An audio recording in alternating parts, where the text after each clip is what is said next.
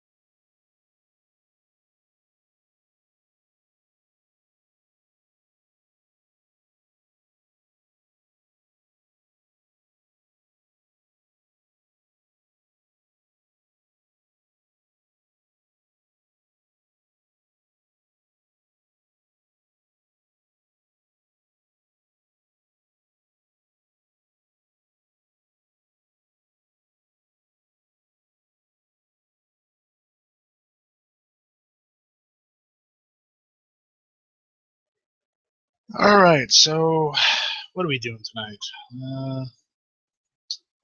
I think I'll just load up some stuff that happened this week as far as gun politics and news and go from there.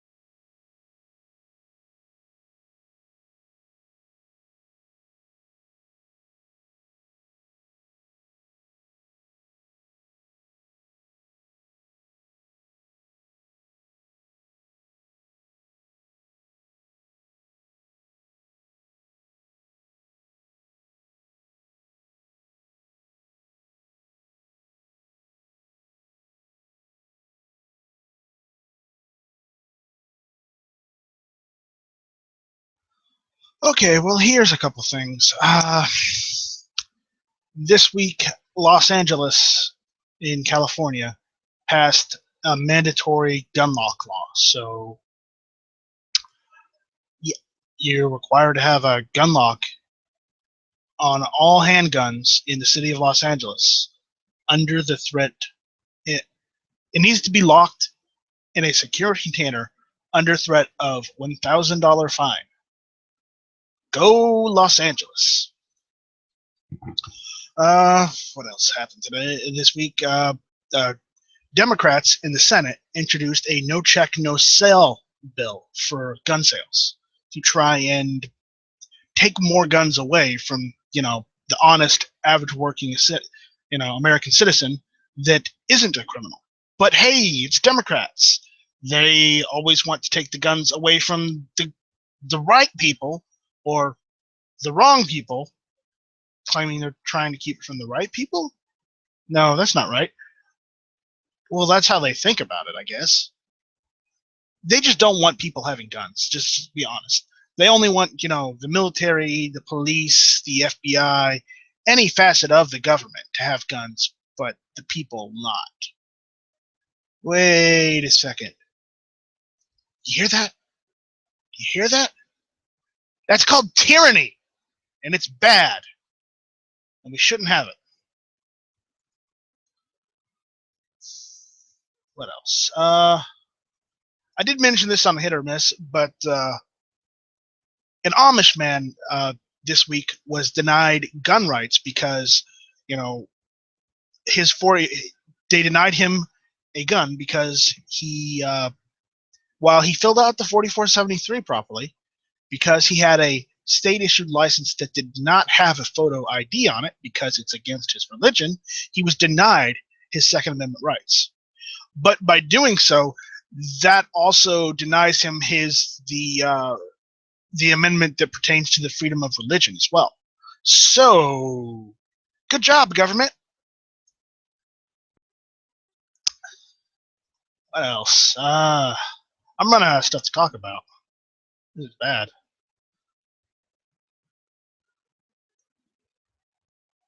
I'm just doing recaps. I'm not reading the whole pieces because, yeah, screw that. Oh, President Obama made a speech this week. I think it was in Chicago or Illinois in general, to against guns, saying that we need harsher gun control and whatnot. And as a direct response, the president of the NRA went and made his own video and released it on the internet in rebuttal, not in retaliation, but in rebuttal, saying that what we all believe here on gunchannels.com, if you are listening and you are not a member of gunchannels.com, please come and join us and be part of the conversation. But as I was saying, he basically he peeled the entire speech from President Obama apart and went on to say that if it's not for honest, law-abiding American citizens with guns, then And say with open carriers, concealed carriers, if it wasn't for us, more people would die on the streets than usually do from criminals. But as I said, because Democrats just want to take away everyone's guns, period, because they don't have any remorse for that. They don't care if you're fearing for your life. They don't want you to be able to protect yourself. Um, you know, I would go so far to say is that our Democrats would rather prosecute you for defending yourself, even without a gun, instead of the person who committed the crime in the first place. So, and yeah, that may be a little harsh on the Democrats, but let's be honest, what have they really done for us lately?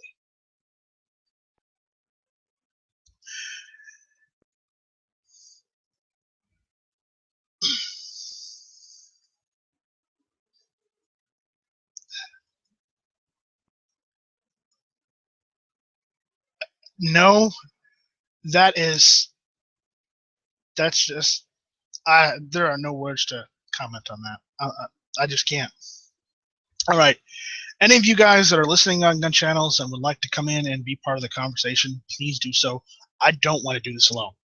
I'll keep going, but I'm running out of steam.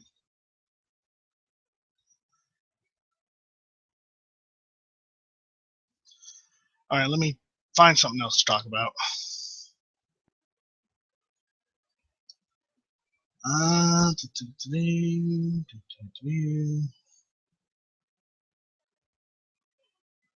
Here's something else that happened this week. A man from Niagara was arrested for threatening the president. That's right. An 18-year-old Niagara man was arrested for threatening to kill President Obama, the Justice Department said on October 21st, though this article was posted on the 27th, so I don't know how long it took to get there. But according to the criminal complaint, Jared Brown called the Lockport City Police Department through the 911 call line and told the operator that he would kill the president, which prompted the Secret Service to get involved. The Secret Service interviewed Brown about the comments, to which Brown said, yeah, I would kill him, and I would shoot that, N-word there. That's all I'll say. I'm not going to say the full word because, I'm not going to be a part of that. The complaint states that the Brown expressed no remorse or justification for making threats. Brown told the agents that he often thought about killing the president, watched TV shows on serial killers and assassins, Google how to make a bomb and kill people, and admitted to calling up the police to threaten to kill the president. He also told the agent that he bought a gun on the street, fired it at people on 2 separate occasions, and then disposed of the gun. If convicted of the allegations, Brown faces up to 5 years in prison. Which, did he really do that, or is he just doing this to get attention so that he can just be thrown in jail just so he gets a free ticket? Because as we said before, I believe this was on Stone Guy's chat, we got into a little bit about, their prison system. Some people commit crimes just so they can go into prison, get fed 3 square meals a day, have a roof over the head, shelter. It doesn't matter if they're behind bars or not. They do it just so they don't have to worry about working, which is wrong. And, I would say if you go and commit a crime, your punishment has to be just as harsh as the crime. And some people don't agree with that. That's my personal opinion and my personal view on it. But, I'm from Arizona, okay? I'm originally from Maricopa County. We have a great sheriff there. His name is Sheriff Joe Arpaio. Maybe you've heard of him. But, yeah.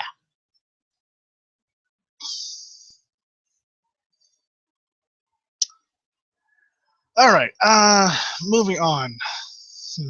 What else is there? Does anybody in the lobby chat have anything you want me to talk about, or have an article I can read or something? Because I'm doing this for you guys and for gun channels in general. So, I'll look to see if I can find another article unless someone posts something.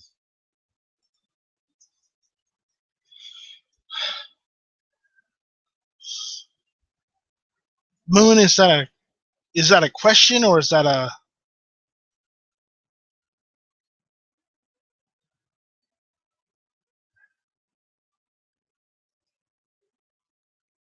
Okay. DF2 dot at Gun Channels has said that we need to talk about the whole issue where Hillary is trying to make it that our gun laws are closer to Australia's. Okay? I know people in Australia actually trying to actively repeal that shit that's going on. But the problem is, it's going to take them a long time. It may take them 10 years, it may take them 20 years, it may take them 30 years or 40 years to get it back. But their their guns it's basically this. You can own any rifle or handgun. I think it's just rifle. It might be handgun. I'm pretty sure it's just rifle. But you can own any rifle that isn't used in a military today. So as long as it's not used in the military right now, you can have it in Australia. That's how it was told to me. But they've been cracking down and imposing more laws. So I think they're trying to take away more guns from their people already. Well, that means they'd be able to use M4s because our AR-15s because militaries have the select fire versions. No, actually, it's because I know they don't. I'm just saying that it's because of the same cartridge. Oh, they can't even use a fucking cartridge? Well, I don't know if it's true or not. I've heard before it's either cartridge or based on the rifle itself. Sometimes it's weird how their system is set up, but I swear to God, guys, you guys that are here on Gun Channels, you're listening on YouTube, we can't let them go on any further. We actually have to take a stand right now. Go to our legislators, bombard them with emails and phone calls and everything. Tell them to vote against anti-gun rhetoric and bills, because if we don't, we're going to have them taking guns away from people and burning them out there in the streets like they did in Australia. And I won't fucking stand for that in the United States of America. I thought this was the United States of America, not the United Soviet Socialist Republic, okay? And that wasn't directed at you, Foos. That was directed at everyone listening. I took it to heart. Well, I'm sorry. I wasn't trying to yell at you or I'm just anything. fucking with you. I'm fucking with you. And hell, some of my guns won't burn. They're just made of metal. Yeah, some of my guns won't burn either. Well, no, it will if they use thermite. Yeah, but because I think that's what they used to get rid of all those guns. They just threw thermite on it and just ignited it on fire. Oh, because thermite will burn through anything. That's why you don't paint your airships or blimps with thermite paint. It goes down in flames, kids. You want a reference? It's called the Hindenburg. Someone probably threw a cigarette out the window. It hit the blimp or the airship, and the airship just went down in flames. It's also another reason why you don't use hydrogen. No, they used hydrogen in it too. So in the Hindenburg, they used hydrogen to keep it up in the air, and they used thermite paint. Bad idea on both fronts.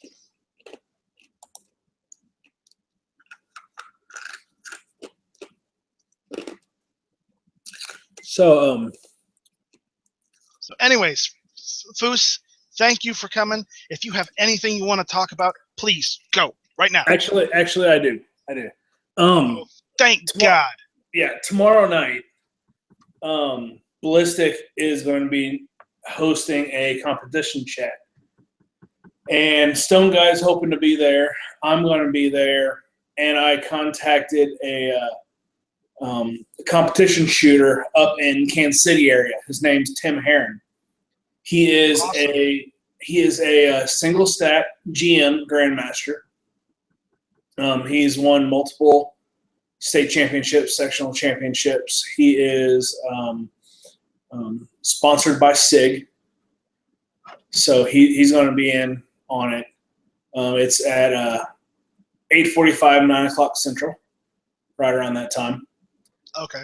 So if you have any inkling of shooting sports. I mean, we're going to try to, B said he wants the title to be, shoot fast, but I'm sure he'll, any questions to him or, on any USPSA topic.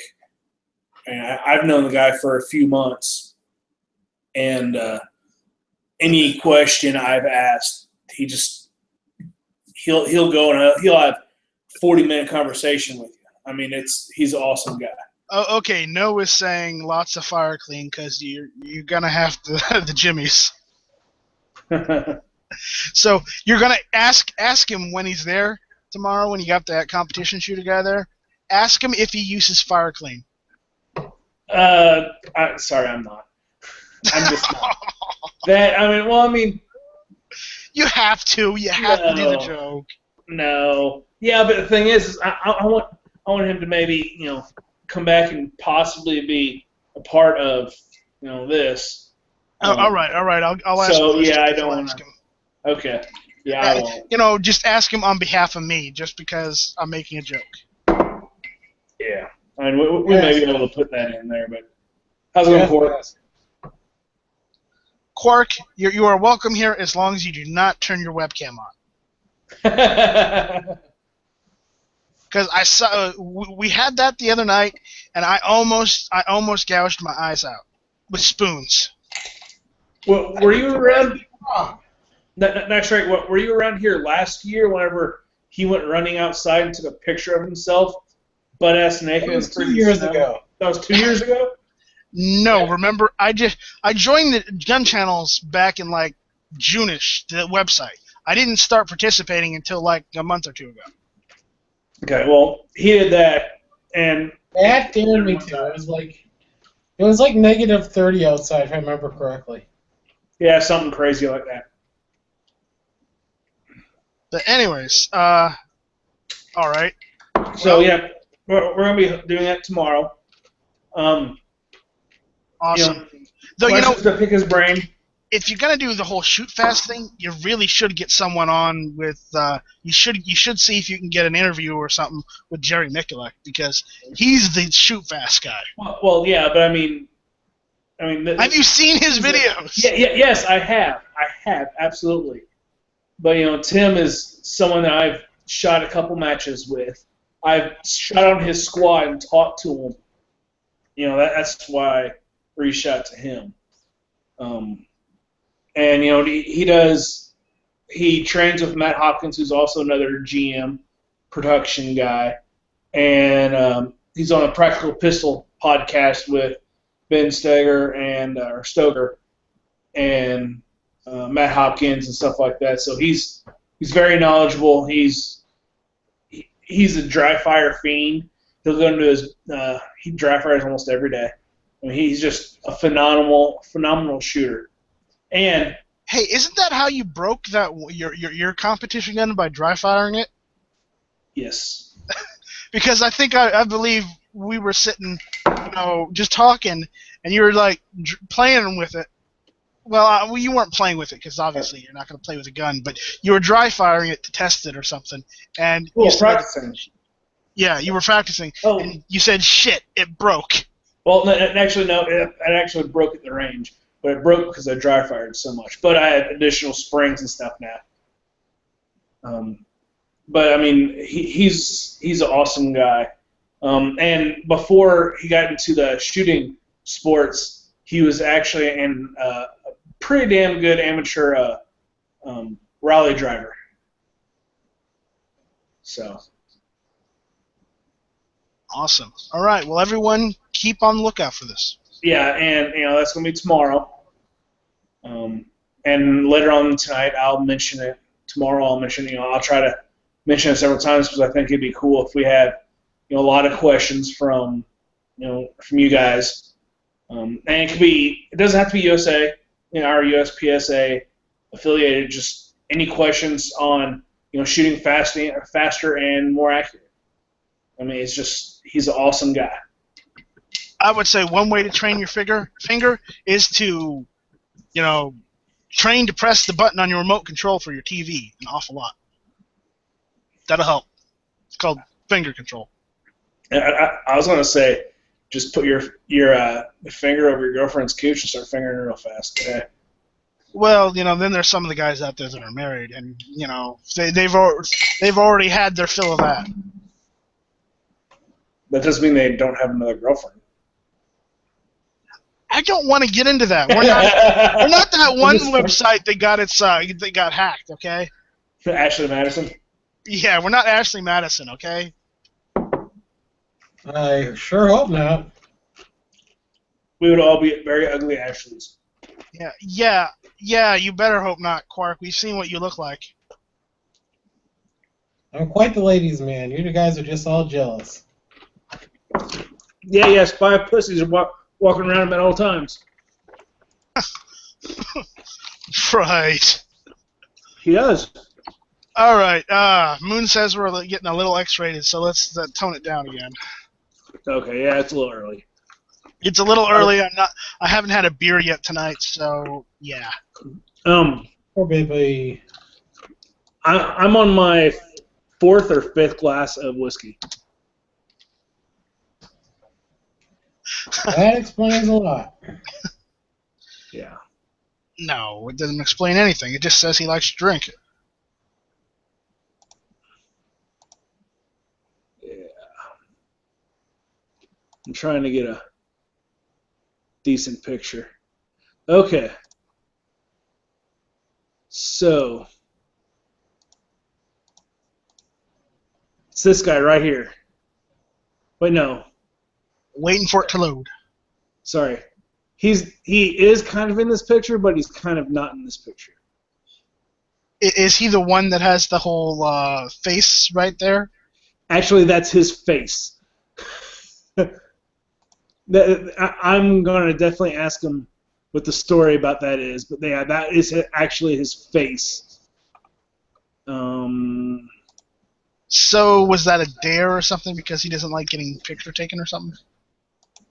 No, he was. I think he's not always at the match at every match, of course, because he does. Even though he is sponsored by SIG, he still pays a lot of his own everything.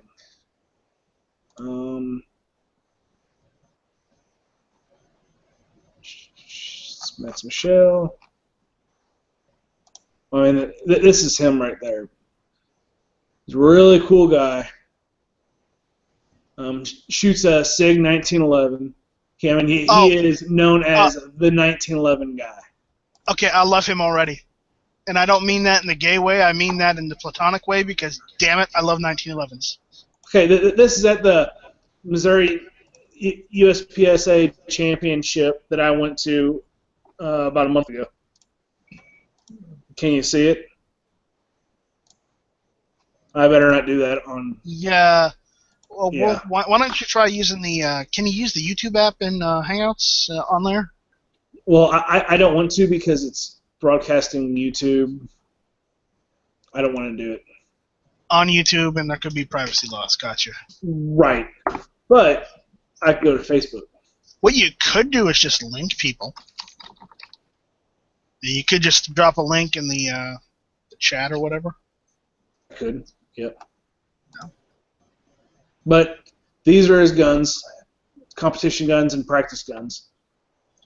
I mean, he does shoot a SIG 320 whenever he does shoot production, but he's normally 1911.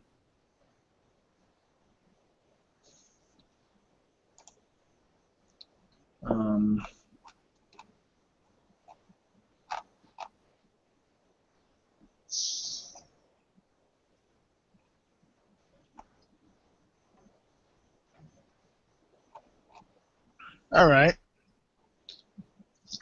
But if he's using the SIG's 1911, I heard that one is pretty good too. Well, it's really hard to mess up a 1911 in the first place unless it's like a Tazaz. I've heard some bad things about Tazazes, and well, people say that the Tauruses are alright. I wouldn't get a Taurus myself. Yeah, and as you can see, he has. This is in his basement. He's a dry fire fiend. He's sitting there just going through dry fire and targets. Wow, that's dedication right there. Well, that's kind of what I do, but except mine are actually up on the wall and not on Hey, pieces of did you paper. use the YouTube video thing? No, this is Facebook. Oh, Facebook. Okay. Yes. Right. This is actually at Lamar. This one.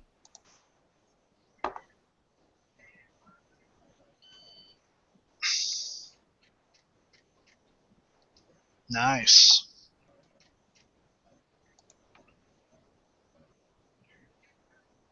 Yeah, I was actually down there when we shot that one. Really cool guy, really personable. He gets a lot of short jokes because he is about 5'4". Still taller than good guy. Yeah, true. Yeah, I mean, check him out on Facebook. He is really knowledgeable. You get, Tim Herron shooting. You send a message, he'll answer. If you have any USPSA shooting questions, he's really cool.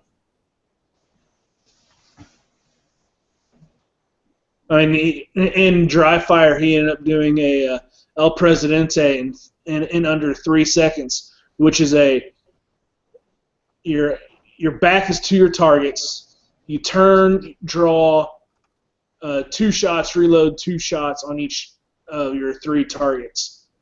So he's firing off 12 rounds. So it's just and reload.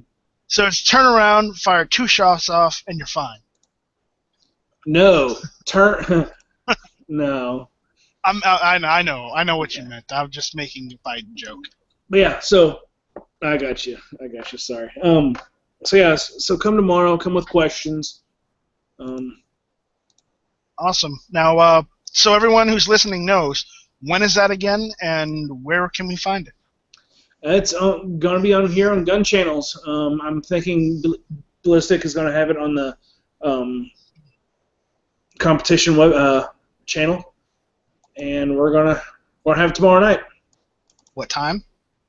8:45 to 9 o'clock Central. Awesome. So people who are listening out there that aren't on Gun Channels, go to Gun Channels. You'll hear it here. I mean, you actually got people watching this? Yeah, we got about 8 people watching us right now. Wow. Hey, people! If people go and chat and do these hangouts, people will go and watch them. Sometimes we'll get people who are. Excuse me, I'm trying to get away from saying like.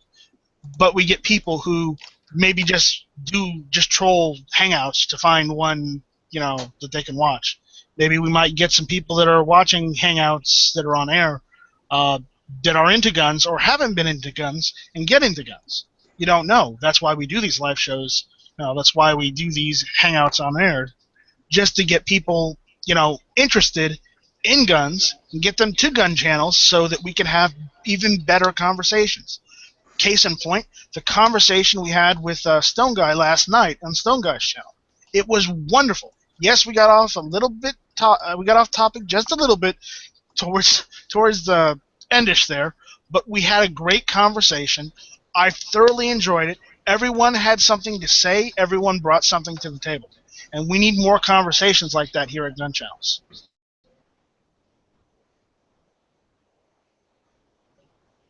And I'm sorry, I didn't mean to, interrupt you guys. That's okay. I'm just really sore. I started walking with a VanQuest backpack on with about 30 pounds in it.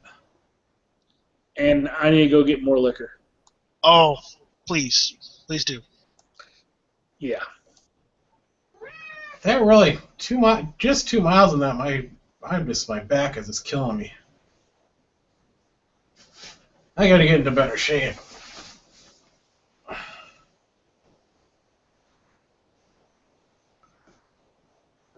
Awesome. And hey, there's a cat there. Yep. Now is that a gun cat? Is that a what? Is that a gun cat? Nope. I don't know. That sounded like a yes to me.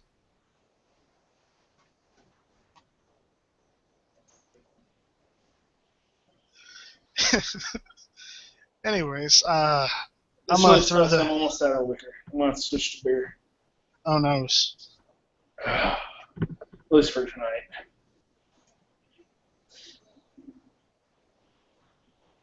No, I just had a shitty day at work. Everyone in Gun Channels, that's the link. If you want to join, please join and be part of the conversation. Damn Here you straight. go. This is a cat. Oh, okay. What breed is that? He is part Bengal. He's a quarter Bengal. Ah, And then I- whatever else he is, just regular domestic short hair. all right. All right, you can turn your camera off now. Well, you haven't seen a cat butt. I have a cat. Cat butt. I have a cat. I have a Russian blue, and instead of my family picking him up and getting him, he just kind of showed up one day and never left. And I mean that in the actual sense. You know, he's the visitor that never left. There you go, yeah. All mine were adopted, so. He's like, yeah, apparently he was a stray or something. He's like, hey, you seem like good people. I'm gonna hang out with you guys from now on. And then, you know, before I knew it, I was feeding the damn thing, and you know, he's inside sleeping on my bed. There you go. You know. Anyways, let's get back to guns. You know, we've talked enough about cats. Well, yesterday I deprimed and sized probably about 2,000 pieces of brass. What cartridge? 9 mil. Actually, it's probably closer. It's probably closer to 3,500. Or 2,500. Sorry, You 2,500. gotta do 10 times that to shoot what you're gonna shoot on the weekend. Come on. Get off your ass.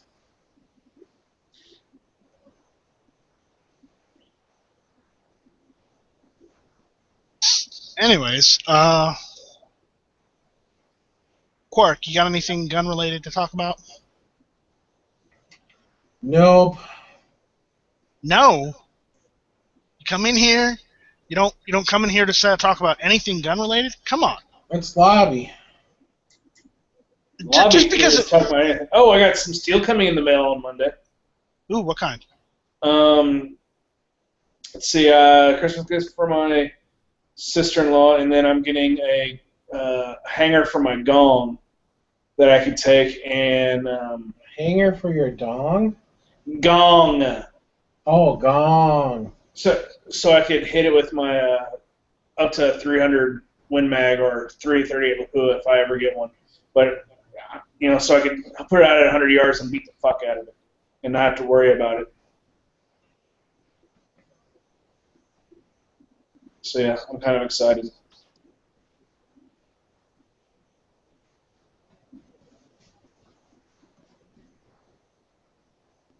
All right. Does anybody in gun channels have anything you'd like us to talk about? Because you know, I'm running out of ideas. I mean, I could go and just go on about something if you guys want. Well, Oh, we got no one here. Stop the presses. Give him the podium. hey, I gotta find a range to go to. Where do you live? All right, now in southern Wisconsin. It shouldn't be hard for you to find a range. There's a lot of farms over there. Just find a farmer to. Oh, Be your no, friend. I'm right against the lake. I'm like a mile from the lake. Well, boats make moving targets. Well, I could just make a 10-minute drive and just go shoot at houses. It'd be standard fare No, there. you get in trouble for that. Of course, it'd be from my car while it's moving, so it'd be a little more challenging. I think you should find a range. And we interrupt this lobby chat for a Gun Channel's public service announcement. During this lobby chat, to celebrate Glocktober, we will give away 5 Glocktober patches. So, here's the deal. If you're listening, make me laugh, say something funny, tell me why you should get a patch. That'll be our first patch giveaway. So you lobby participants, okay, through the course of the lobby, you got 4 more October patches to give away. Any way you want to do it. It's Wait, I fine thought with we had me. 5. The October 2014 patches? I just did the first one. That would be 5 minus 1 equals 4. Okay, I didn't hear the person you were supposed to give it to. That's why you're supposed to pay attention. All right. Now, I have a short No. attention span. Dr. No.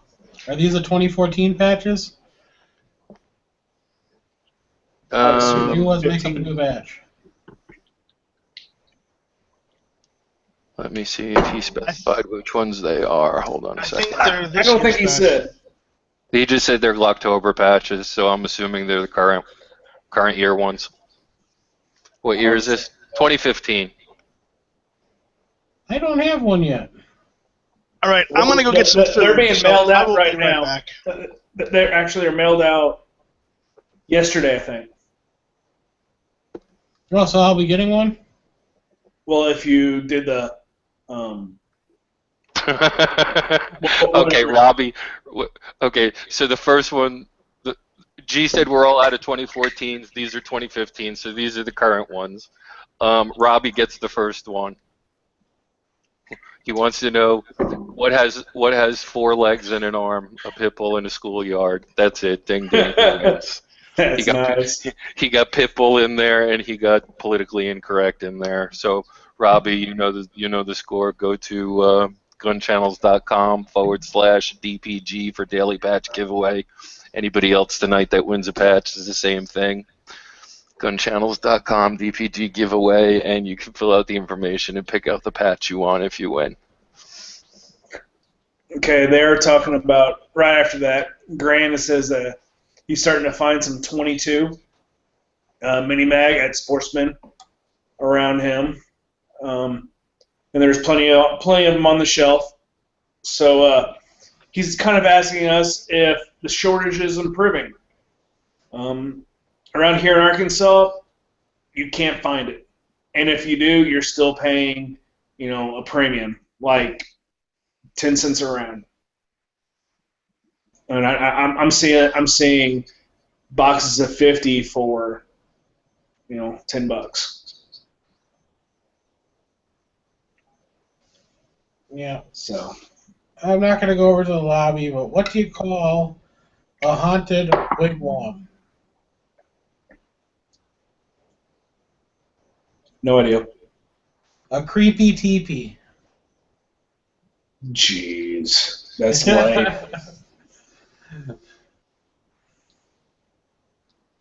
I figured I'd be racist too. So how is 22 in your guys' area? To be honest, I haven't looked down here yet. I buy most of the stuff bulk in the stores. It seems to be fine. The only real difference I noticed through this whole mess is instead of having massive amounts of any one specific brand, the stuff that's in stock now is like what you get your hands on type of selection. Gotcha. Yeah, I mean, I haven't bought ammo at a store in a long time. But I do always go back and look for 22 and stuff like that. Actually, no, I did get 22 at a pawn store just because, and it wasn't out front, it was in the back. And they always, sell it whenever you buy a gun, but I know the person that works there. So I was able to get a couple hundred from my nephew. But yeah, it's still not out on the shelves.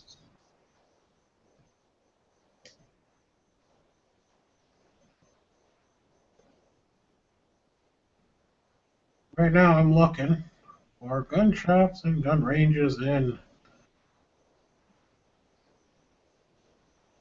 Racine. Yeah. Ohio says if you could find it, it's $12 per 100. In Ohio, G-Web says no 22 out there still. So I'm thinking it's very, patchy. All based on where you are. Oh, jeez. I find one. You know what their hours are? What?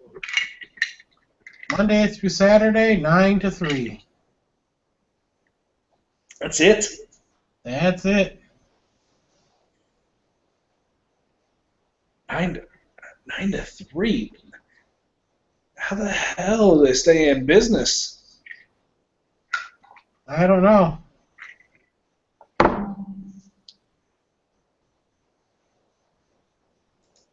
The other one's open 9 to 9, Monday through Friday, 9 to 6 Saturday, and 11 to 6. But it's like Moon it's half-hour drive. Moon got a score. 2K rounds of arm score a couple weeks ago, 22.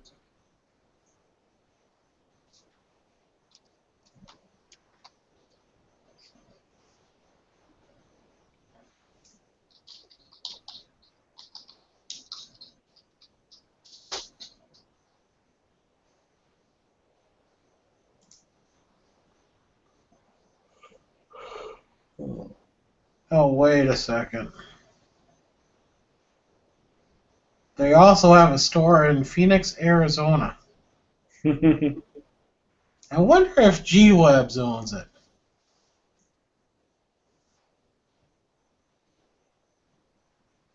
No, seriously, it's 9 to 3. Why have a store in Phoenix and then in Racine? It doesn't make sense.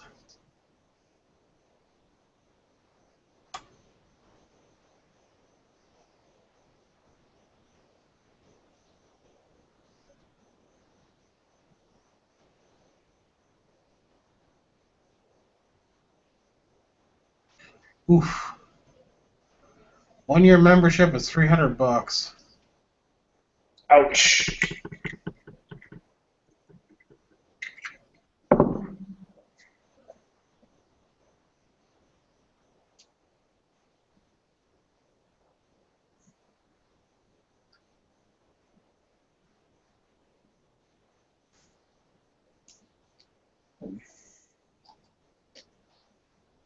So do you guys think everything 22 will get back down to what it was?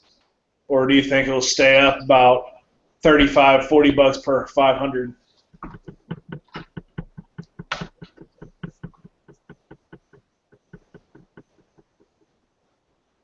No idea. I'm reading about this place.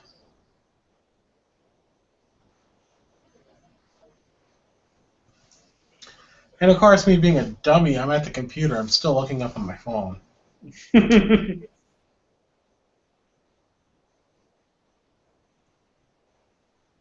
Just because I'm too lazy to reach for the frickin' keyboard. Well, actually, too sore and too lazy.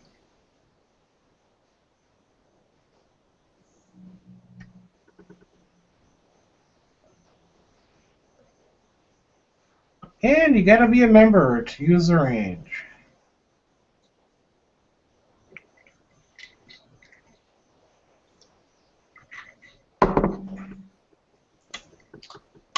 Yeah, that's bullshit.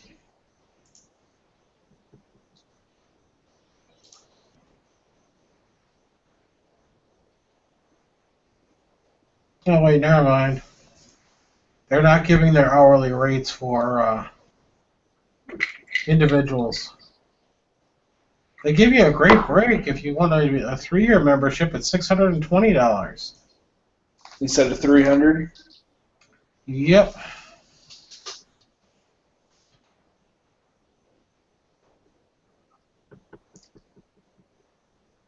If you join, you get 5% discount on all in-stock merchandise. Yeah, but how many people go to indoor range and shoot for 3 freaking years? Yep. A $15 gift card for redemption on subsequent visit. A Shooter Sports Center golf shirt. A $40 value.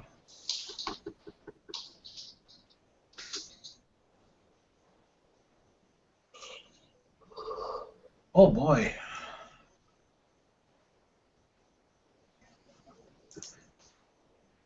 I can't find any outdoor ranges. You're still up in Wisconsin, right? Yes, I'm in Racine.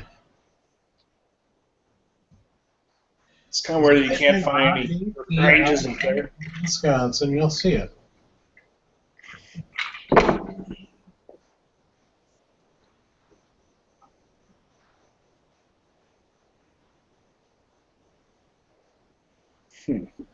Oh, I got a rifle club. Oh, the rifle club.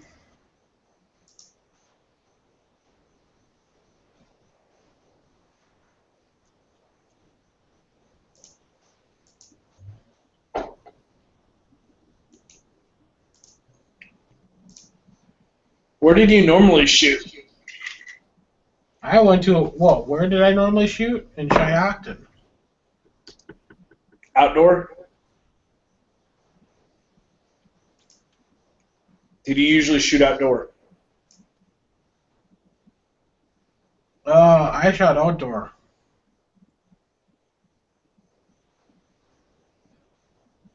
Oh geez, this rifle club. You have to be sponsored. You got to do 100 hours of work.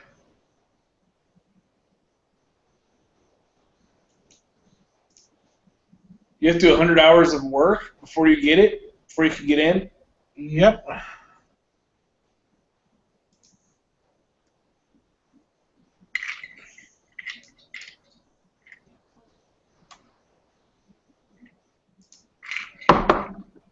And it's $250 up front. 250 up front. Damn. You have $25 key fee.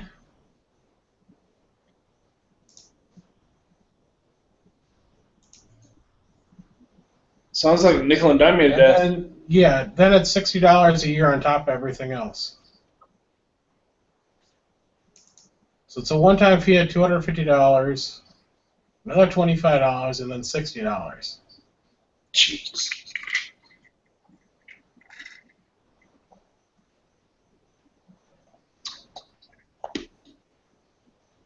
Yeah, that's out.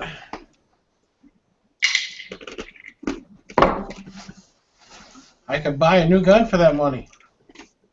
Yeah, you could. Then you don't have a place to shoot.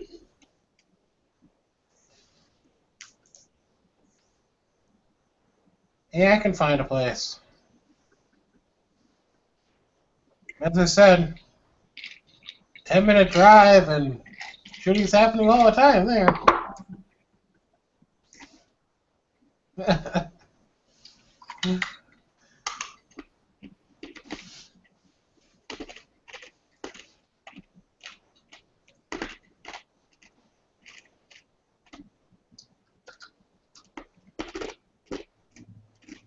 Yeah. That was just a really bad mistake. What was? Walking 2 miles with 30-pound backpack on. Agreed. I'm like, oh, I've been walking on average 3 to 4 miles a day. Yeah, it's relatively flat here, so it's not too bad. Right. I'm like, oh, I'll just throw on this backpack and see how that does. Made a mistake.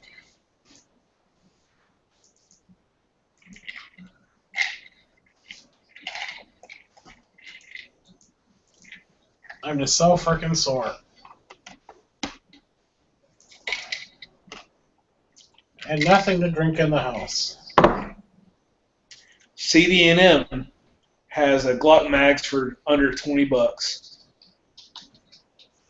They got Glock mags for under $20? Yep. Dr. No, did you give away all the patches yet? I don't think so. But I think Ohio 45 ACP needs to get one.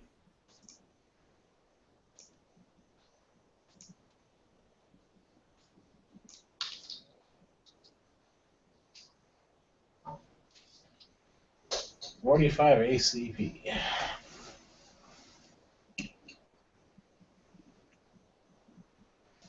I can see my keyboard from here. It's like it's not worth bending over to get. I'm looking to see.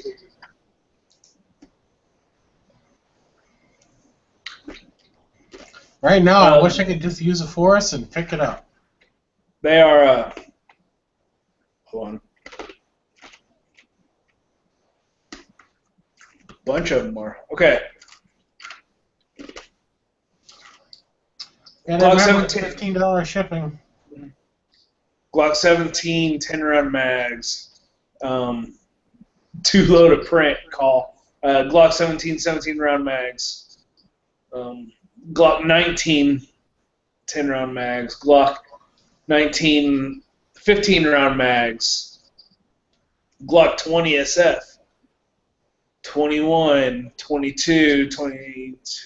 Yeah, you just got to remember it's 23. $15 shipping, so you better be ordering a shit ton of them. Well, yeah. You know, bring that down if you get 10 or 20, then yeah, it brings, you know, shipping down to, you know, $1.50 a mag to 75 cents a mag. Yep.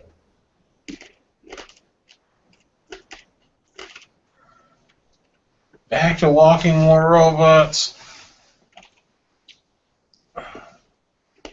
Looks like almost all of their mags are $19.99, and except for their 33 rounders, it's $29.99. 9mm 4th gen mag, but those are out of stock. Never mind. They're out of stock. For the 33 rounders, yeah.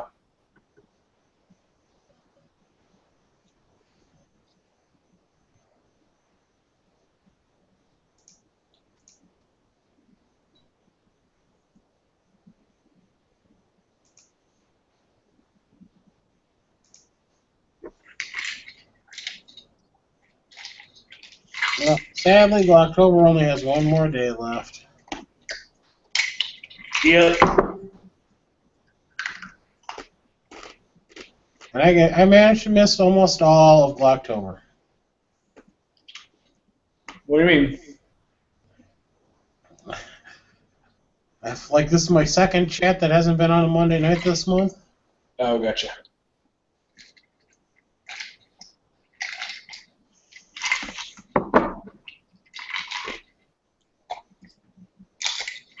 If people are into the Scorpion 32 ACP mags, they have some for 20-round mags for $19.99 for the little 32 ACP Scorpion.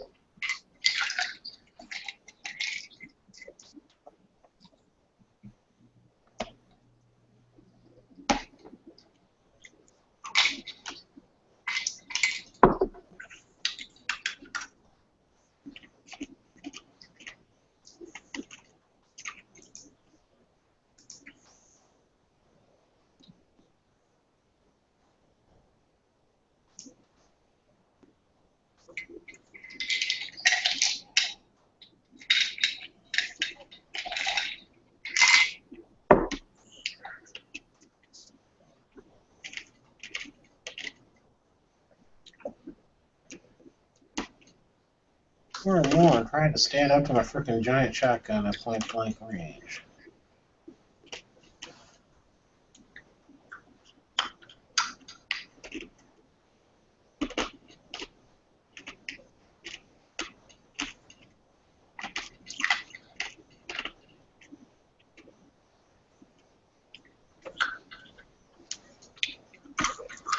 Man, this game is cool. What game? Walking War Robots. Never heard it. It's an app for your phone.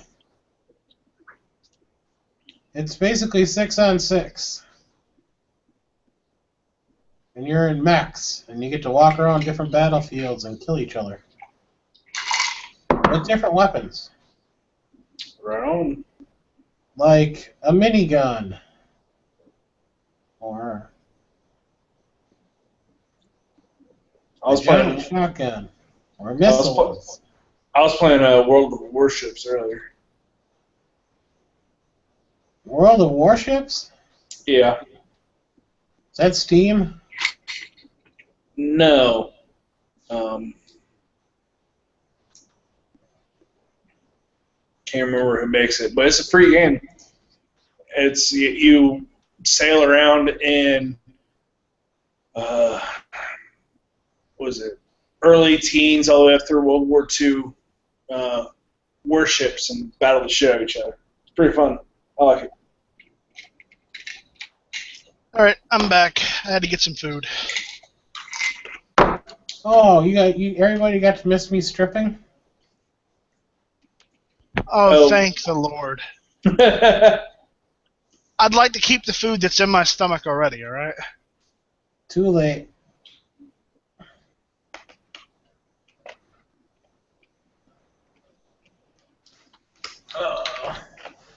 Now you're gonna make me get my frickin' keyboard because it's a frickin' game.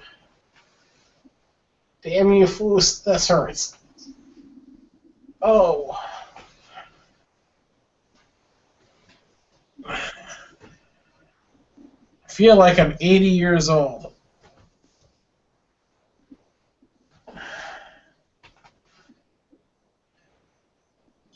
Okay, no, just let me know that we have 4 more patches to give away, so... I went ahead and gave one away to Ohio 45 because he said that CDNN has OEM Glock mags for under $20. We gotta make Gino laugh. Okay, we got 3 more. So anyone that is listening on YouTube or elsewhere and not Gun Channels, go ahead and join Gun Channels right now and go to the lobby chat, and you might get a patch. Those that are in the lobby chat, I guess the next person that makes a comment in the lobby chat gets it? I mean, does it work like that, or I don't know. I haven't done this before. You can do whatever you want. What I said was you have 5 patches to give away spaced out throughout the show, and you can give them away however you want it. I did the first one, and I picked Make Me Laugh, and Robbie won. Foos gave a patch away because somebody in the chat room gave him a good tip. So it was just one of those things. We have patches. Give them away.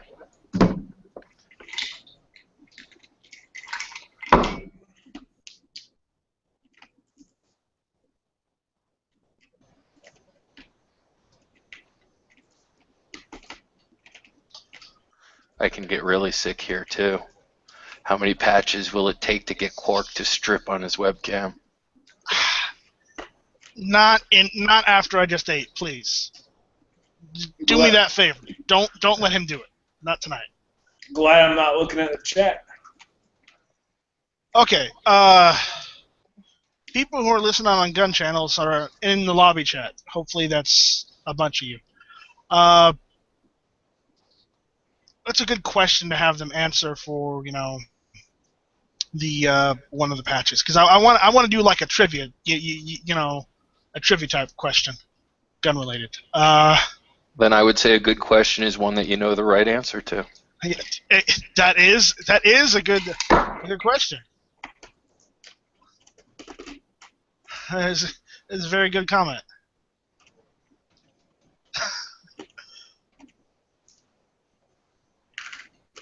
All right.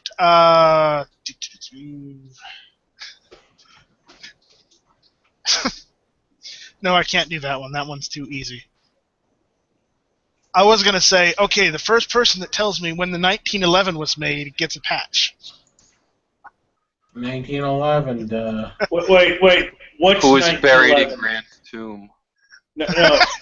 It's buried in Grant's tomb. Wait, no. Hold on. It was actually, I think, made in 1910 for trials in 1911 and adopted in 1911. So it was modeled 1911, but I think it was actually in 1910. It was. That's the funny thing. Oh, okay, so then why don't we do it? Why don't we do it backwards? But everybody just goes by the adoption, so it's 1911. Right. That 1910 just doesn't sound like an awesome gun name. No, 1910 sounds like a horrible gun name. Why don't we do this backwards then? We'll have the listeners stump the panel. Do you guys want to narrow it down to a topic, or you just want to openly field questions? It No, has to be gun I've related. got one. I've got one. I'll do this one pertaining to 1911. By Who the way, was the I put in the who? internal for Foos. What? Okay. Okay, the person in the lobby chat that can go and answer this question gets a patch, just straight out. Okay? Who is the creator of the 1911?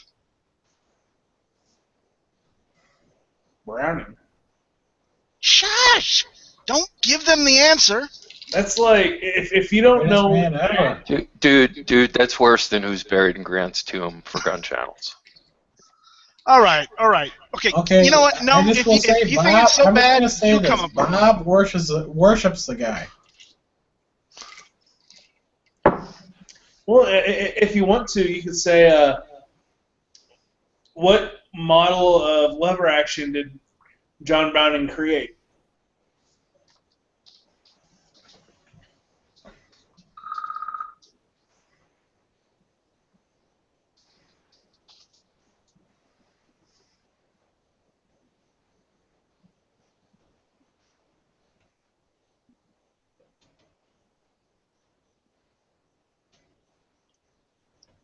What lever action? Yeah. Okay. And Ohio's guess is Colt.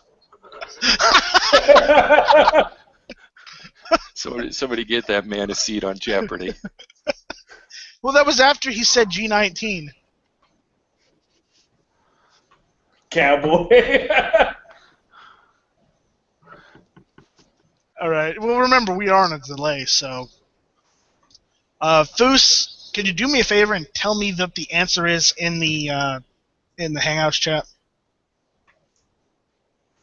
And the answer is. You shush. You You shush. We want the people on Gun Channel's lobby to get it, and if they don't, well, then I guess we're back to square one. Read that. Oh, that one.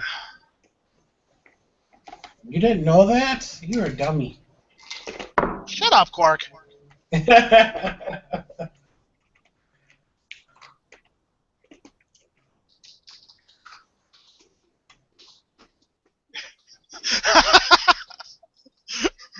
Robbie asked if he could buy a vowel.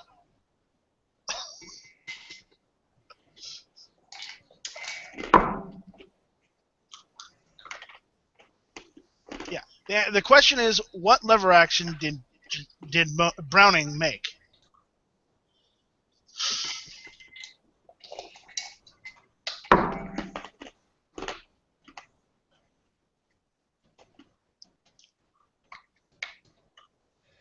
You're just gonna Google it, folks, so just Google it and then put it in there. Come on, it's not that hard. Well, the problem is they're gonna Google it and they're not gonna find the right one.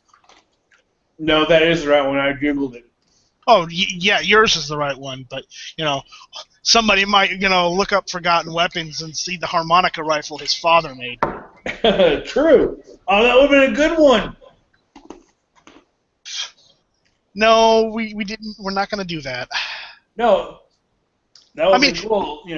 If someone had mentioned it before I mentioned it, then I would have accepted that because that was right there. But that's not a lever action. That was a single action. Well, kind of. It was a harmonica action. And, well, yeah, you shoot it once, you put the thing down, you shoot it again, pull the thing down, and shoot it again. Someone's uses Windows 10. Not me.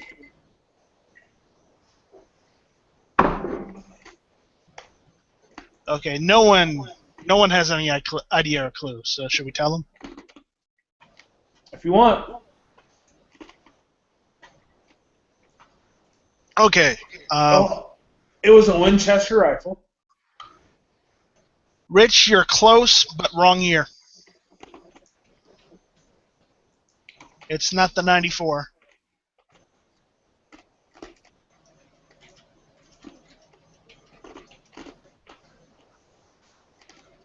And the answer is 100. Hold on, 100 years before Clinton was elected president. The male Clinton.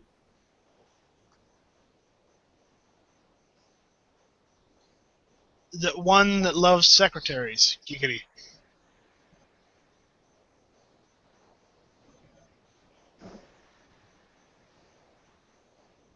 All right. No Wow. one's getting it, so I'm just gonna go ahead and tell them. We've Yeah. had enough. All right. It was the Winchester Model 1892.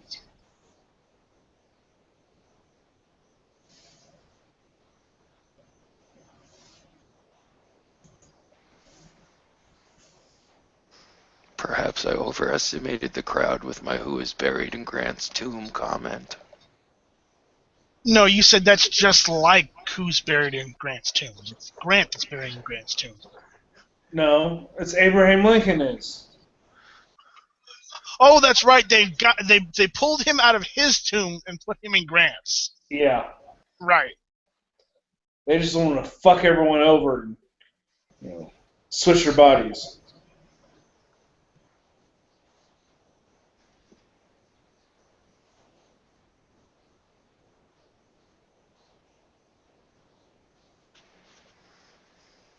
Okay. Let's see. Let's come up with a better question, an easier one for him. How about this one? What was the last handgun John Moses Browning designed?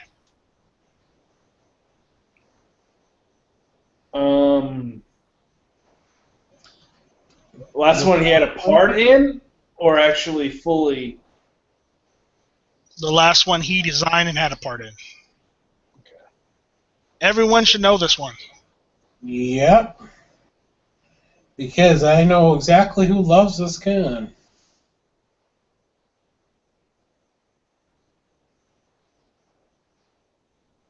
The Google Hangout know. side chat. Who There's a certain invented Canadian the who loves this centerfire gun. pistol? Or centerfire? Wasn't it Berdan? Oh, Ohio 45 ACP.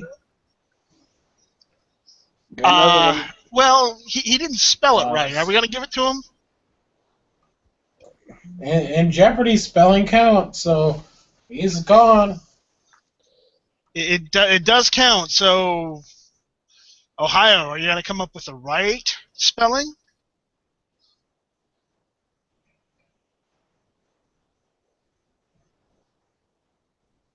Give him like 5 or 10 seconds because of the lag. You illiterate bunch of chatters are gonna go full grammar Nazi? Wow. I'm not, because I can't spell I can't spell shit. Wow. That's what autocorrect's for. You know what? I'll accept that one. Ohio gets the patch. Go to gunchannels.com/DPG and sign a D form and get the patch.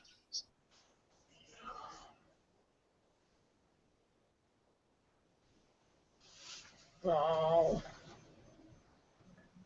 I gave it to Ohio, so. Ohio wins everything.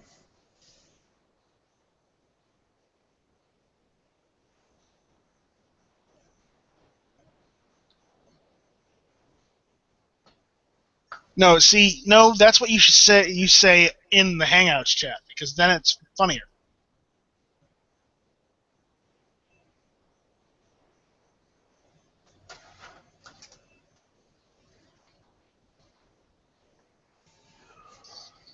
All right, so. And how have I survived all these years without your tips on comedy? It's not tips. It was just a comment. He gave just the tip. That's what she said. And then the bedpost broke.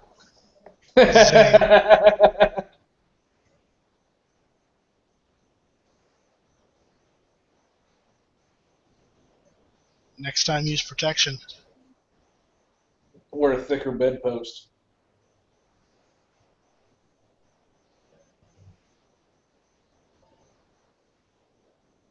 Wow, apparently everyone thinks that Ohio bought the panel. And, unless people go and actually start posting the answers and start participating, you're not going to get anything. He did buy the panel. He bought the panel through his lucrative contributions to the Patch Panel Association. We lobby gunchannels.com.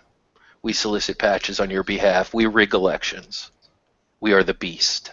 We make the NRA look like Bambi. For patch rights. Don't turn a blind eye to the Patch Lobby Association. The right to bear patches.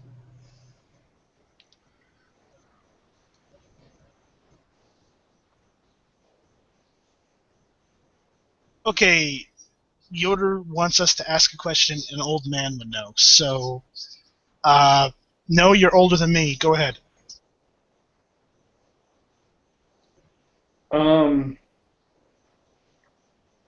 Noah is older than everybody. Let's see a question an old man would know. Well, I don't know how old Yoder is, but we'll go with this one. Ginger, Marianne, Daisy Duke.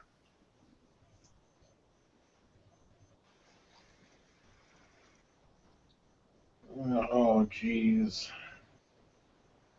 I'm still going to go Marianne. Hey guys, I want to put something on the internal, and this is what I think my next gun purchase is going to be. Put on the external as well. Just bought it. Oh, wow. Ohio's comment was, first rule of Patch Lobby is we don't talk about Patch Lobby. Props, man. I'm glad someone saw that movie.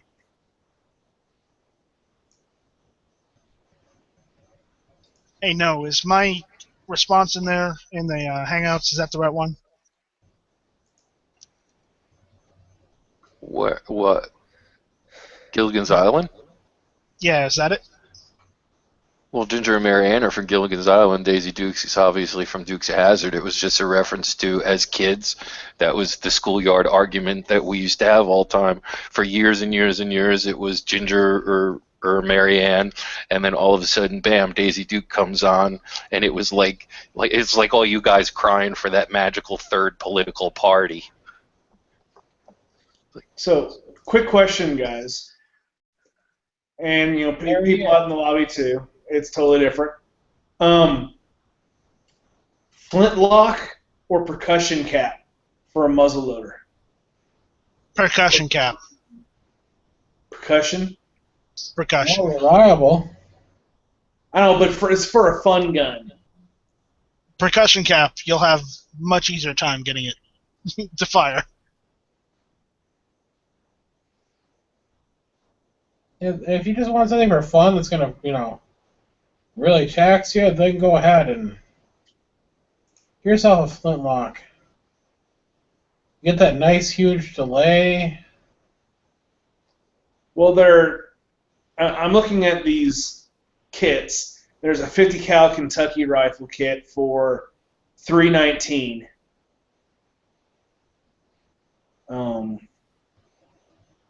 And then a St. Louis Hawken rifle.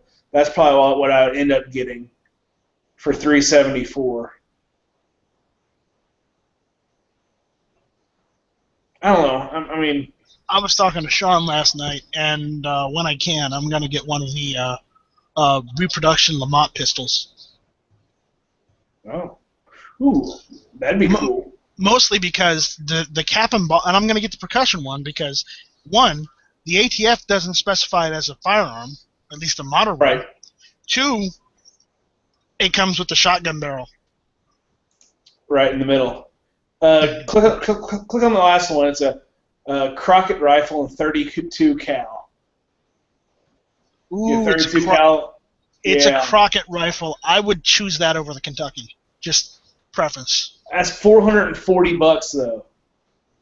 Yeah, the thing is, if you're gonna get into muzzle loading, and it doesn't matter whether you're doing percussion or flintlock, the thing is, muzzle loading can be as expensive as regular modern firearms, depending on how you do it. Right. I mean, this is a kit. Everything's already fitted. All you have to do is basically finish the wood and put the damn thing together. I mean, it all depends on whether you'd rather just buy one already made or if you want to do it yourself. See, I kind of want to do it myself.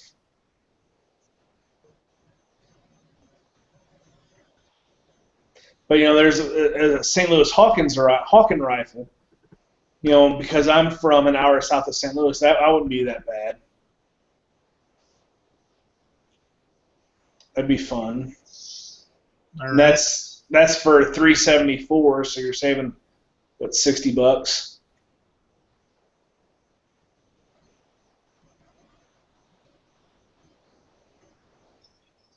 All right, so That's a 50 cal percussion. Decisions. Well, something like that will probably be after taxes. After taxes come back. Apparently G-Web says you don't need more than one rock to kill a deer.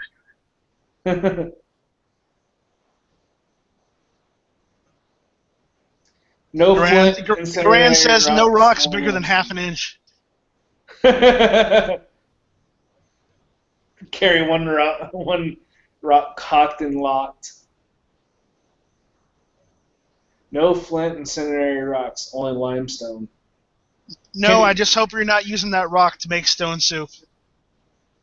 Ohio, can you expand on that? No flint incendiary rocks, only limestone.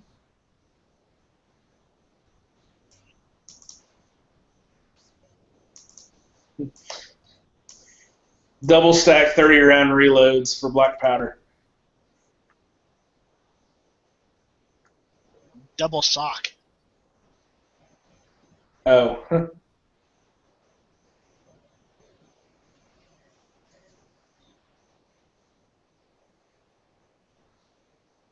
Yeah, say that 3 times fast.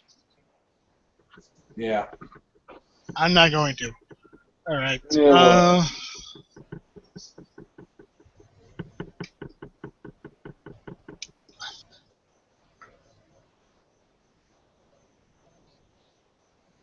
we're losing listeners. Come on, let's get back to the topics. Yeah, I need to have them help spend my money on a kit rifle. Here's something new. Apparently, Kickstarter dropkicks gun hiding art campaign. What?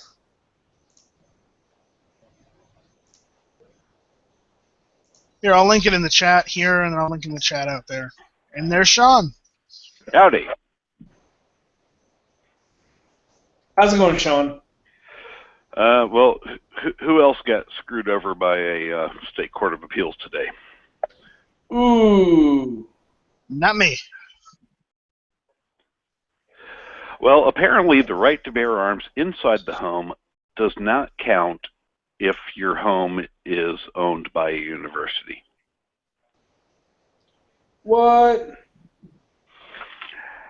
We're obviously. Mm-hmm. So you lost the campus carry. Yeah, well, no, not campus carry, but at least the right to keep your firearm in your home if your home is owned by your university. We are, however, going to be filing a motion to reconsider with the court, explaining to them where they missed a couple of points in their decision, and if they don't correct themselves, we'll file an appeal.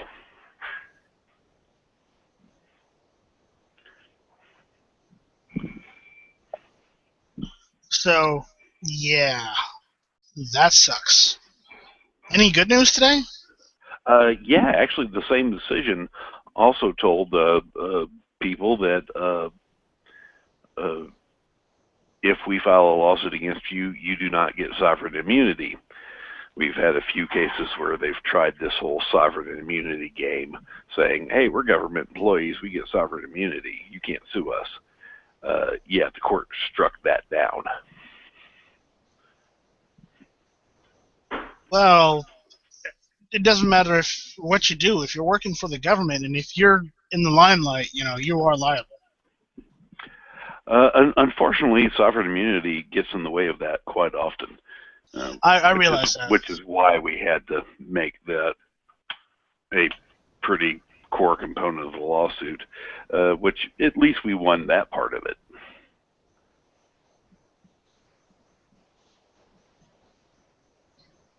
What time is Ed supposed to be on tonight? G-Web said he was on do one tonight.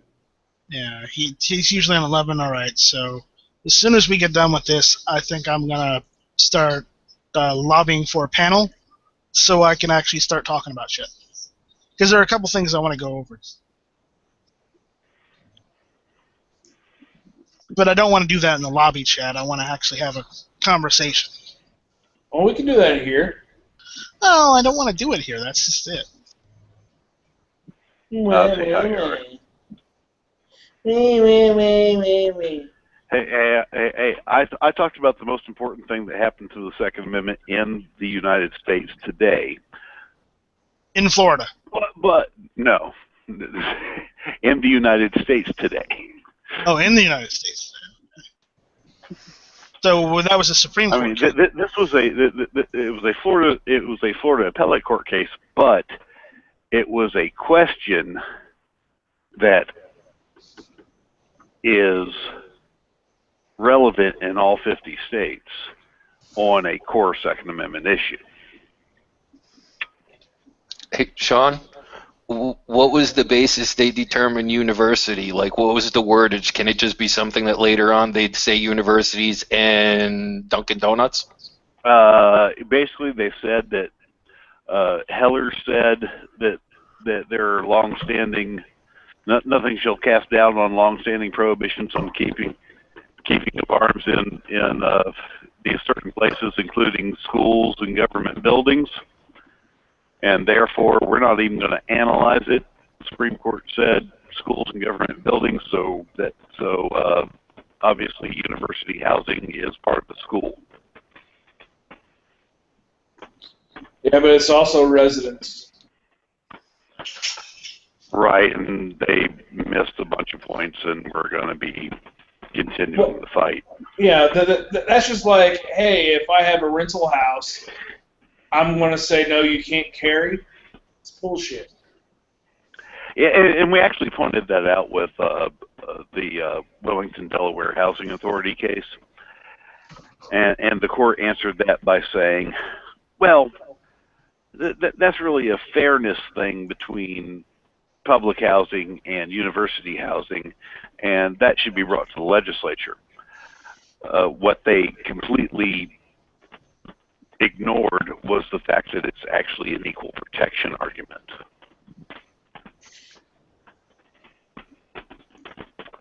Which, if you've studied any kind of court procedure or constitutional rights at all, if you know anything about the Second Amendment, you need to know about the Fourth, Fifth, and First Amendments, at least. So if you don't understand, and I apologize, and also the 14th Amendment, and if you don't understand what equal protection is, but you think you understand what shall not be infringed means, you need an education. Change the topics real quick. How's that Springfield loaded you bought? Outstanding. Good deal.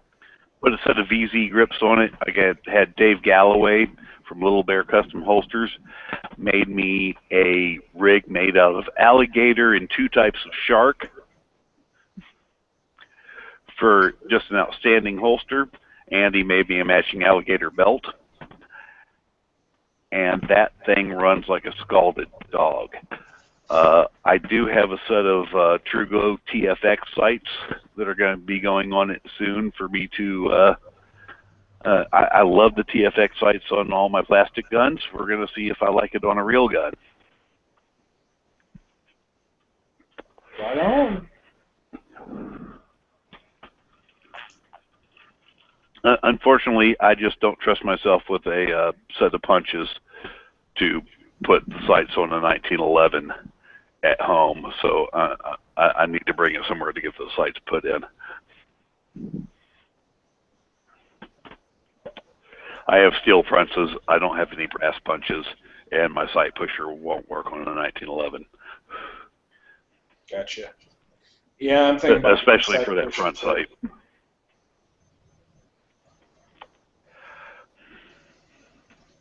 Didn't they remove, and I'm going to say this because I read something somewhere, that they removed the militia part of the Second Amendment not too long ago?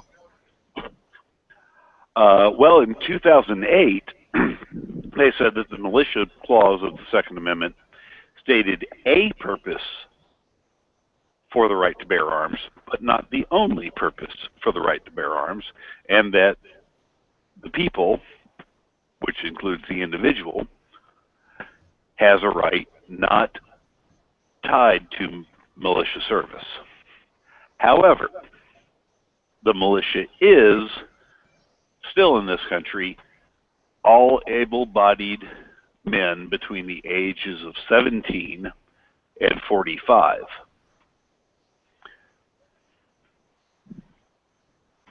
I guess I fit into that category.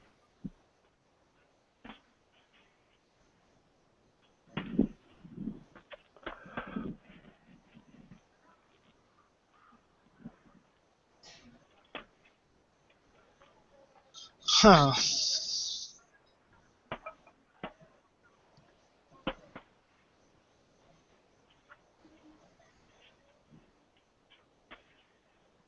So,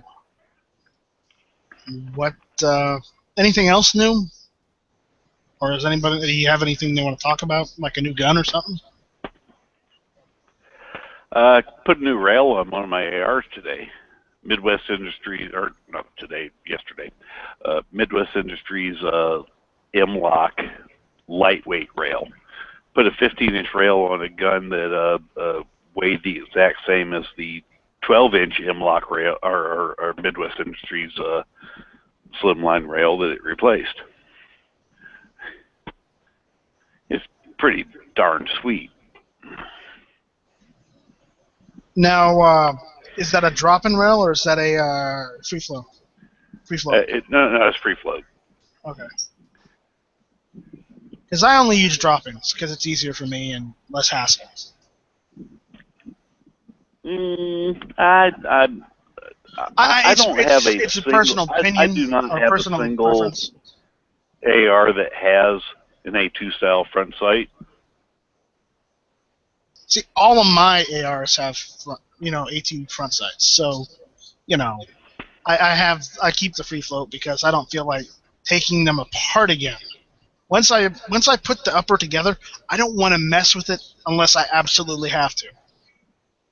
Like, for example, all of my guns, except for one, have, as far as my ARs go, and this is both my 308, all three, my 308, my 300 Blackouts, and my 5.56s, have Schrack Industries adjustable, just click adjustable, so no extra set screw, gas blocks on them, which makes it a lot easier if you go back and forth between running a can on those guns. Right. Not to mention, my 308 ARs, one of my uppers just would not work right. The problem was it was overgassed from the factory. And I had factory bought 308 AR type rifle. I had all kind of problems with it.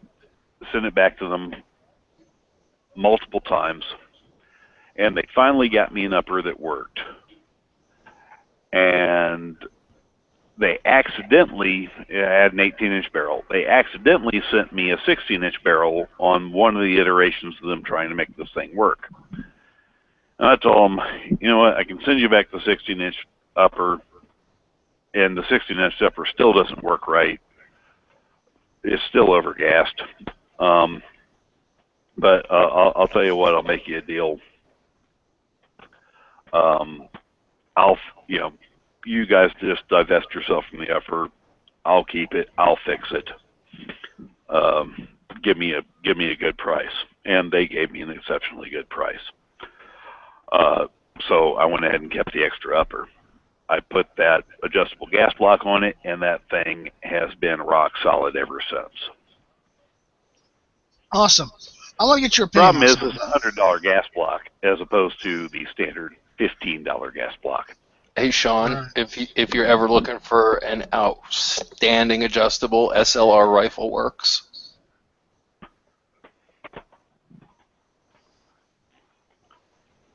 Okay, complete the sentence. For an adjustable gas block. SLR.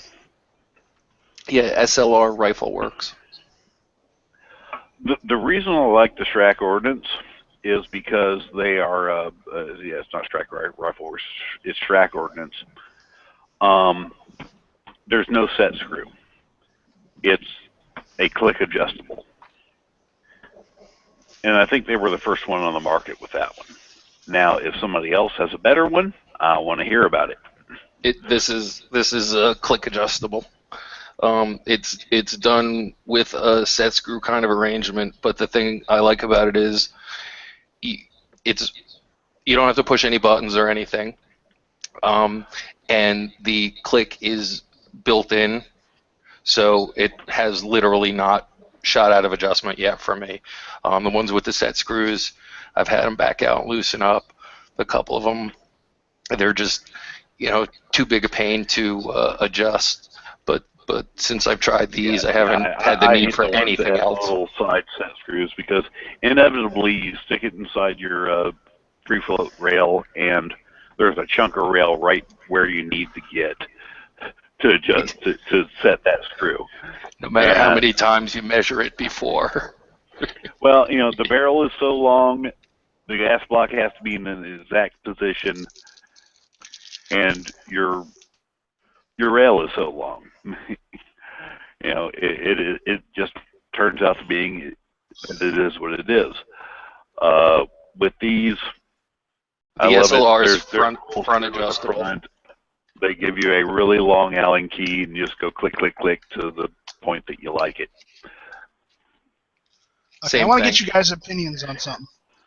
Okay, I've been looking at maybe in the future getting a larger caliber rifle, like something like in 50 caliber. And I was talking to Sean Ponry last night, and he mentioned I might want to look at, instead of going 50 BMG, I might want to look at going 50 Beowulf. What is your take on 50 Beowulf? Totally different classes of ammunition. Yeah, completely different uses. Yeah, whoever told you that, whoever told you that doesn't know what they're talking about. Well, this was strictly just as far as maybe hunting, or as far as just plinking. Oh, okay. Well, okay, then that's reasonable. If you're going to go 50, with a real 50 caliber, you're talking about shooting extremely long range or defeating incredibly dense targets, or both. Because we were on the topic of bear hunting. By dense targets, do you mean stupid people? Yeah, I mean engine blocks. No, because we were talking about bear hunting. The standard 50 cal, the 50 BMG, that is not year round. No. Bear hunting. My bear gun is a 45-70. Yeah, I wanted something that could, I was looking at possibly mounting, they do have a BMG upper for an AR-15. I was looking at that, and he mentioned that the 50 Beowulf also has an upper for that, and said that might be better suited to hunting bear.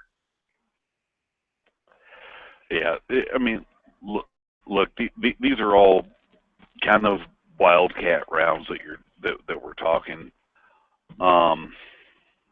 and look, more power to you if you just like to have having the word 50 in it.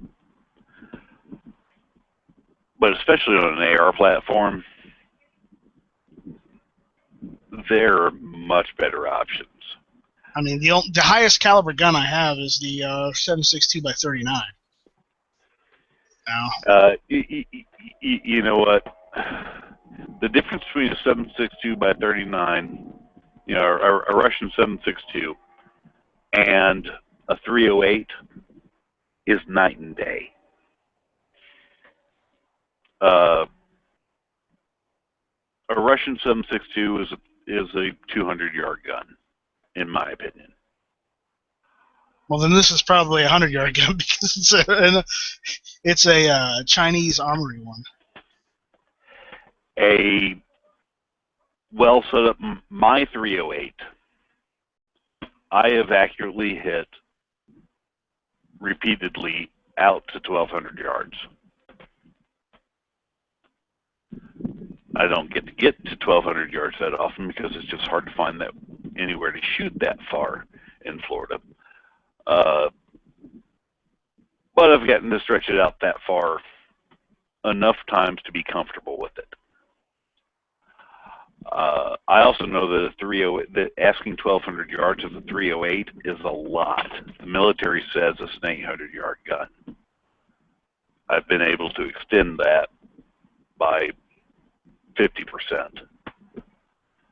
And this is why the military switched to 300 Win Mag. Okay, so At least the Army switched to 300 Win Mag. Here's another question, more along the lines of hunting. What would be a good caliber for hunting, a rifle caliber, for hunting hog? 308 works great. 5.56 works. Yeah, I've heard 5.56 works. I've seen many pictures on ARFCOM, and I know it's ARFCOM, but they've shown many pictures of hogs that they've taken down just with their 5.56s. And I can do that. I've got 5.56 rifles at the Indian. Last time I went hog hunting, I used my 308 caliber AR with a 16-inch barrel and an EOTech. How much did you pay for that EOTech? I have a lot of EOTechs. They run about $500 a piece, something like that. That's about as much as I spent on my rifles. I'm a gear snob. I know. I'm a low end guy. You can do the same thing with a Redfield. Not quite as nice. Just don't beat the hell out of it, and you're fine. And the Redfield's like $120. Something more in my price range. So, no. Is there any my father-in-law particular... has a Redfield, and I shot it the other day, and we were banging steel with his. Actually, I sold him this gun. It was one of mine, but a 5.56 AR. It was a Smith & Wesson M&P, M&P 15, and he put a Redfield dot on this thing, and we were banging steel, no problem, at 320 yards. Is there any particular model, or is it just any Redfield? I don't remember. They have basically the Redfield answer to the EOTech, whatever their red dot sight is. Okay, because I'll look that up. Yeah, they're not overly expensive. I mean, don't think you're going to go scuba diving with the thing. Don't think you're going to, go bashing it in the trees and have it not move on you. It's not quite the same thing as an EOTech, but for hunting or plinking, it's a great sight. I don't plan on dropping the rifle. I may set the rifle down, but doing that isn't going to ruin it. No. Yeah, it is well mounted. Okay. Well, I just spent too much time in the infantry. If I can't have a Bradley roll over the thing, and as long as it didn't bend the rifle, still be able to use it, I'm pissed.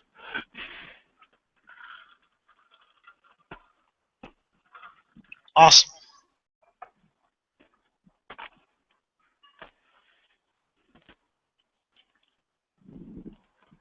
All right. Foos, you there? You passed out yet on booze? No, I'm playing a computer game. Which one? World of Warships. World of Warships. You know, you're gonna make me download that and install it and play it, aren't you? It's kind of fun. They have German destroyers, German cruisers, Russian destroyers, U.S. and Japanese destroyers, cruisers, aircraft carriers. So it's basically World War II ships. Yes. Okay. See, I was hoping you were going to say Leisure Suit Larry or something interesting. Wow, Sean, you are old. But here's the thing: I've got those games too.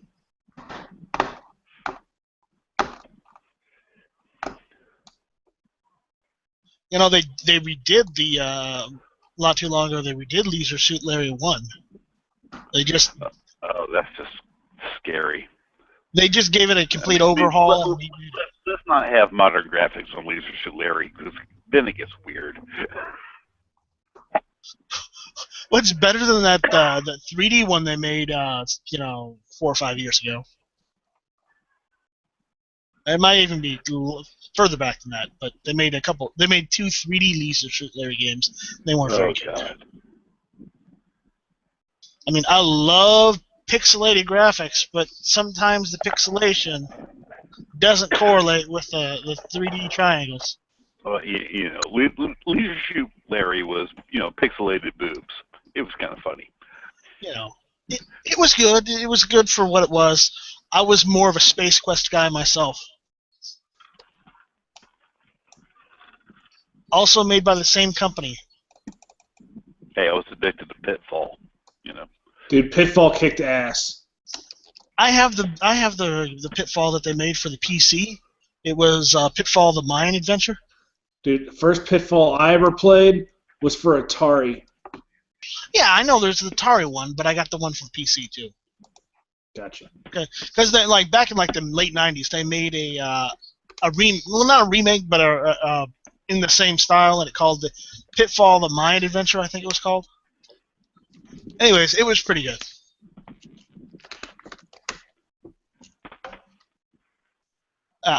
I'm sorry, no, we're boring you. I apologize. That's all right. It's still kind of early for a Friday. All right, Sean, here's a question. We were asking this before, but what's your ideal carry gun? My what? Your ideal carry gun. And this is not what you normally have. It's not what you have. It's theoretical if money wasn't an option. For me, Sphinx.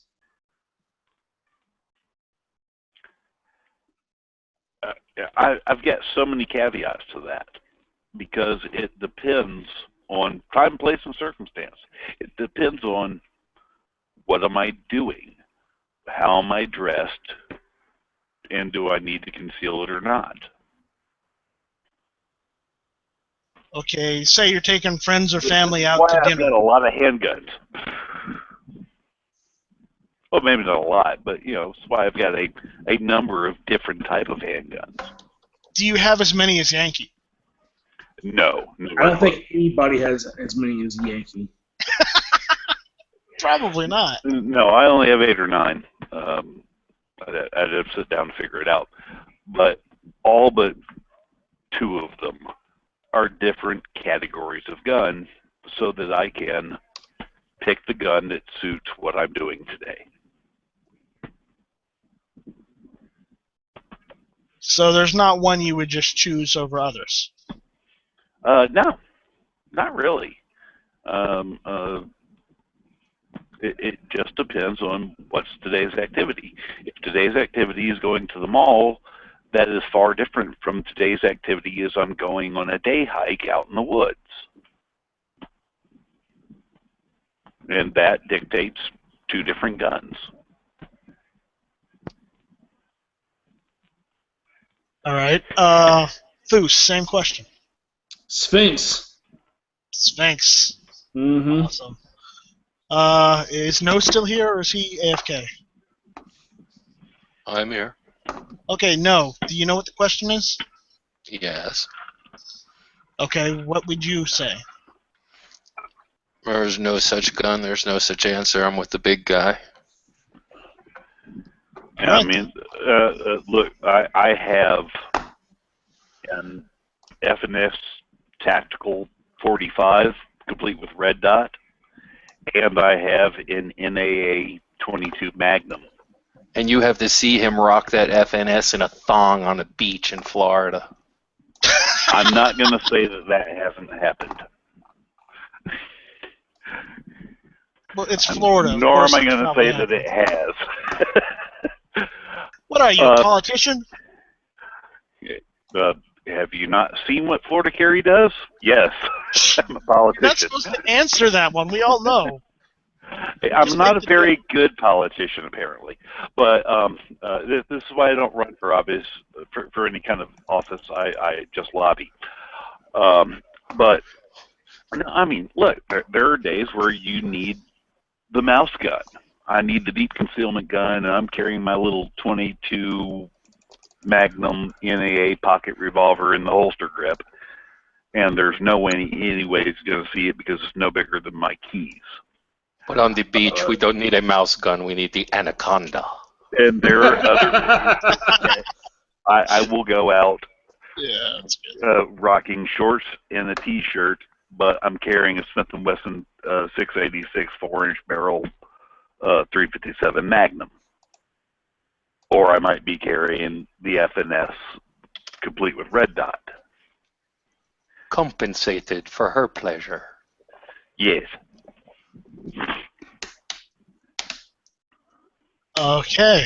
I guess. Or I might be in a suit wearing a 45 under it, or any number of guns.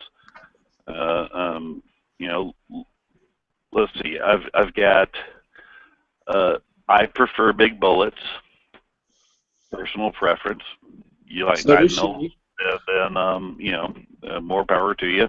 I have one. I've got a 22 Magnum. I've got a 9mm, but all of my other guns are 45s. As far as handguns go,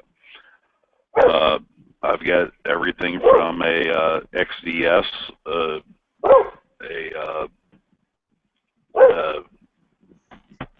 Sammy, quit barking. XDM 45, a Glock 30S, the FNS 45. I've got the 1911. You know, just depends on what I'm doing that day, which gun I carry, and what is my need for concealment. Right. Or, you know, if I'm in certain places, if I can open carry, then the world's your oyster. If I'm open carrying, quite often it's either going to be the 1911 or the revolver. Something sexy. I would say. If you saw me at the last Gun Rights Policy Conference in Arizona, I was open carrying in a really nice, what I call my lobbying holster. It's made out of jackass leather and rhino hide. But I was carrying a really nice 686 with wood grips and a beautiful holster. You know, for me, I'd probably go and get a P229 in 357 SIG. You know, right before I went into the military, I had the 228. And I absolutely loved that gun. Unfortunately, not long after that, the military picked up, started ordering 228s. And this is because the Berettas weren't fitting deep people's little girly hands, and they actually needed a concealed carry gun. So some people who just had little girly hands and couldn't fit them around, things like the Berettas, got issued the 228s, and other people that just needed a really well concealed gun were getting issued the 228s as well. And then later they came out with the 229, and boy was I pissed, because they took one of the most iconic guns ever, really made no improvements, but put a new model number on it and changed everything. And I'm not going to say that the 229 is a bad gun. It's not. It's a great gun. I was just personally miffed about them killing off the 228 in favor of the 229. No, that's a valid that's a valid reason. Personally, it's just I like the 229s. I've always had a fascination with them, but I don't like 40, as I said, and I don't like the 9mm version. I'd rather have the 357 SIG. It was a long time before I even owned a 40 caliber, and I owned it for a few years and then got rid of it when I could afford to go back to the 45, because even the 40 was a wildcat round for me, even though by the time I actually got my own 40, just about every law enforcement agency in the country was using them. But I just remember when the round came out. When you talk about 357 SIG, okay, it's used by the Florida Highway Patrol. The Florida Highway Patrol uses 45 GAP, which is even more stupid. But the 357 SIG is really good on paper, but does nothing that some of the more commonly available calibers will do. It doesn't save you additional, it doesn't give you any more capacity over a 9mm. It made some sense before the bonded bullets came out. All right. Well, this was a money's no option scenario. Money is no option. Think about it this way: all the advancements there's been in 9mm that now makes 9mm if you choose the correct round. I'm personally partial to the HSTs. A viable option for self-defense. I don't think it was before, even though I had one. But it was just minimal back then. Now I think it's completely viable with the right ammo.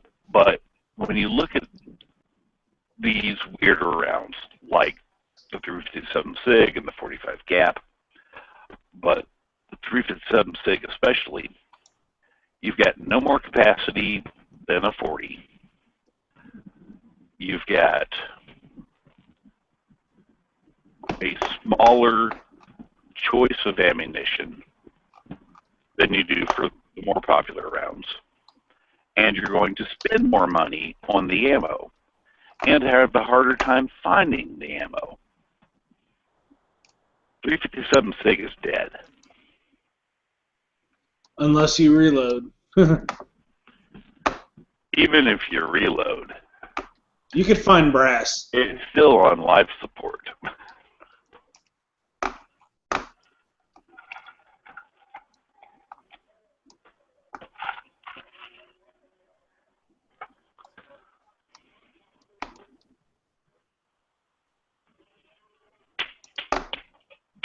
All right. You think we should throw another patch out there? It's up to you. All right. See, I saw G-Webs at GRPC and got supplied with patches.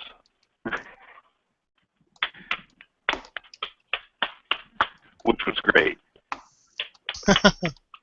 No, he told me to In fact, give he out put some. on Instagram, I think today, a picture of me with a goofy freaking grin holding a bunch of gun websites patches. that I now have here. You should share that picture. I will pull that up here in a minute. Yeah, he stuck it on Instagram today and tagged me on it. Uh-oh.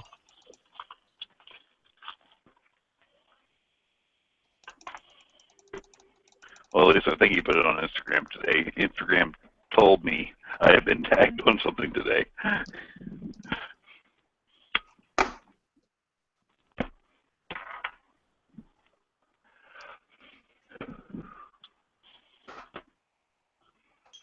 All right. Well, okay.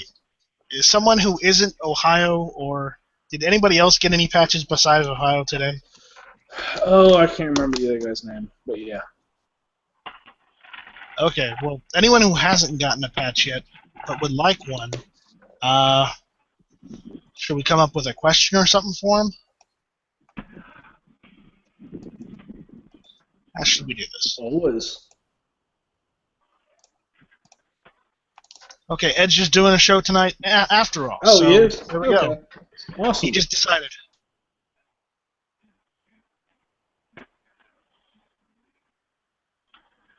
Okay.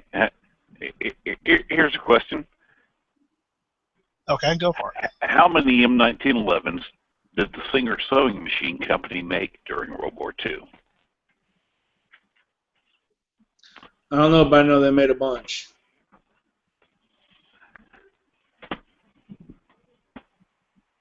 They did make a few.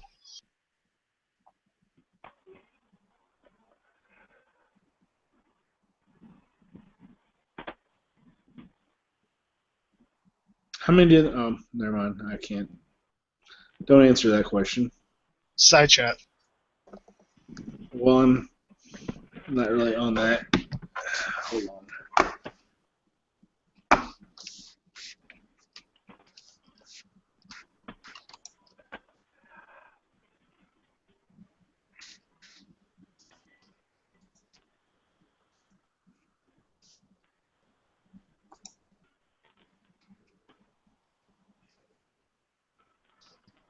Hey, Sean, you're on Google Hangouts, right? Am I not on one now? Yeah. But I mean, you're on your computer. No, you're not on a phone or anything, are you? Yeah, I'm on my computer. Okay. I'm gonna ask you if that's the right question, so or the right answer, so we know which one. All right, I'll walk back to my computer. Good thing I've Go. got Bluetooth. I get to wander around. Right.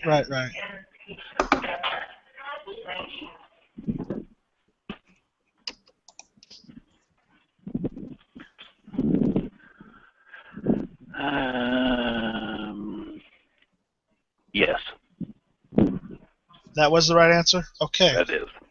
Okay, Mr. Wright got that answer in the lobby chat. He was the first one to get it. Congratulations, Mr. Wright. All right, Mr. Wright, go to gunchannels.com/DPG and input your information. There you go. However, there is some debate about that. There is, and they probably made more than that, but the number that we have recorded is that. They probably made a couple more. Officially, there was that. There is what is called the Singer 6. There are 6 guns that were rumored to have been made before the serializing, the normal serializing of the guns. 4 of them have been confirmed to exist. They have been found in private collections, and we know that there were some guns made before the standard serializing of the 500 that were made. It is rumored that there are actually 2 more out there. Yet to be seen, though. That just have not been thrown on the market. And for all anyone knows, it is some old Singer Sewing Machine Company employee that has one sitting in a drawer that his grandchildren don't know what they have. But if they have it, they are multimillionaires and don't even know it. I mean, I'm bad. If I had one of those, I would see if it was working condition. I'd shoot the shit out of it. If I had John Moses Browning's first prototype for a 1903, I would go shoot it. Yeah, I don't own a gun that I would not shoot.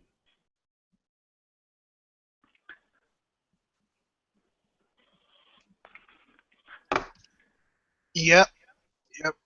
I would see if it was sound to I shoot. might only go I shoot it once, but I will never own a gun that I don't shoot. Same here. I mean, I understand why people don't shoot some of their guns because they're either antiques or they don't want to ruin the value or whatnot. But personally, I don't want to own a gun that I can't go out and shoot just at any point in time. There might be the occasional caveat to that. You hand me George Washington's pistol that he used to open carry around the White House, and it's in just in disrepair and cannot be fired safely. Okay, Yeah. I'll just mount that one to the wall. But the only reason I wouldn't shoot a gun that I own is because it is of historical significance and is not safe to shoot. Same here as if it's not safe to shoot. And there are very few guns that I would own that aren't safe to shoot. It would only because they have a certain historical significance. Not just in the model, but in the actual gun.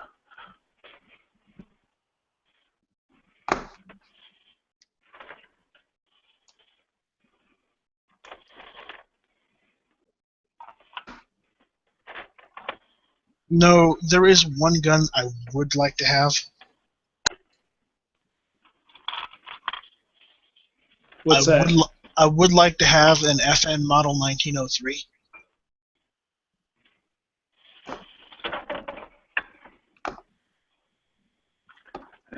Is there something special about the FN version of the 1903 I'm not aware of?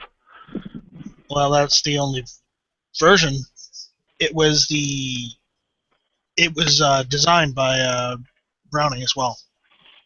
Oh, you're talking about the 1903 handgun, Right. The 1903 rifle. Yeah, I'm talking about handguns. Yes. Well, yeah, and that's actually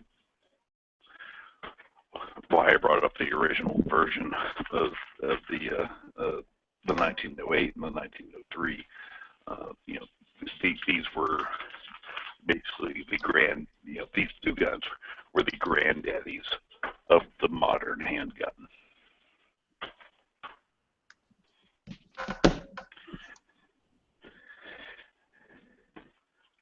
Which actually hit the trifecta with the 1911, because we're talking about a gun that is still considered one of the best handguns in the world, and it's the design of it's over 100 years old. Talking about the 11 or 03? The 11. The 11. I mean, they're both it over is, 100 years old. It is But without a doubt the quintessential. the 11 is the most popular. Well, of course. I think if you're talking about Browning's most popular handguns, I would say the 11 is the first. The second would be the high power. Oh, absolutely. Love high powers. I like high powers too. I just haven't gotten around to getting one yet. I actually don't want one.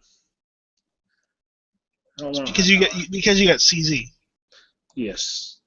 And I know it's basically, it's CZ is a clone. Or not a clone, It but is and it isn't, but no one cares. Not that no one cares about you or that you have one. I'm just saying that no one cares whether it's a copy or not. They want it because they want it. right.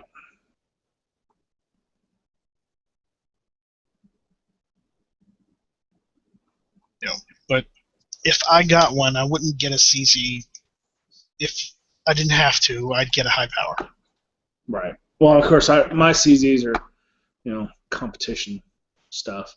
But I'm actually thinking about getting rid of my M&P and getting a CZ for carry because I carry CZ or shoot CZ so much.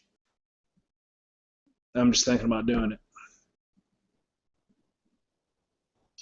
Oh, and Robbie's saying high power spike the hell out of the web of his hand. I guess he has larger hands.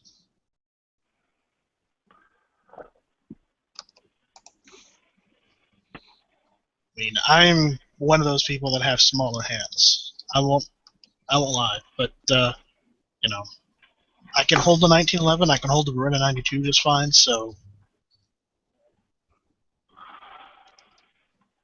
I'm sure high power would be all right too. Yeah, my hand's about medium, I'd say. Medium large.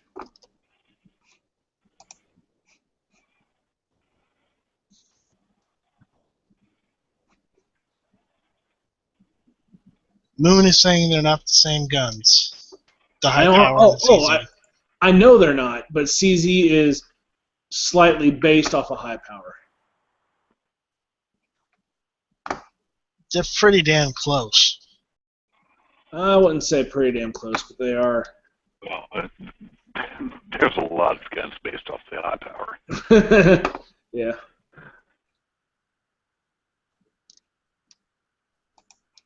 Are you just talking about in that picture alone?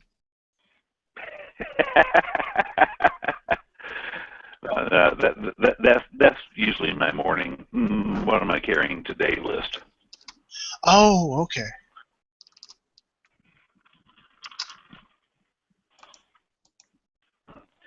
And basically each of those, except for the little mini mag, I've got at least 3 holsters for each of those, depending on how I want to carry each one that day. Okay, which one is that green one? I can't tell. That's the FNS 45 Tactical. I like that one. Not so much the green color part, but the configuration. Yeah, and actually it's more flat dark earth. The picture makes it look a little bit greener than it really is, but I guess there's a little bit of a green component to the frame part. The slide is definitely full FDE. The frame is maybe a little bit of a greenish tinge to it. The thing's outstanding. Really shoots well. However, here I've got it in my hand. It's fully loaded, and it weighs. I have my little scale sitting here. Almost 3 pounds. That's pretty light. Wait, what? For handgun, that's freaking heavy. That's half the weight of one of my ARs. But your AR only weighs like 6 pounds? Yeah, I've got one that weighs about 6 pounds. Alright. Yeah, I mean, 2 a pounds 3-pound more. handgun's pretty freaking heavy, actually. Yeah. I'm sure they're heavier. Yeah, if you're getting Not older many. designs. Yeah, there are not many, actually.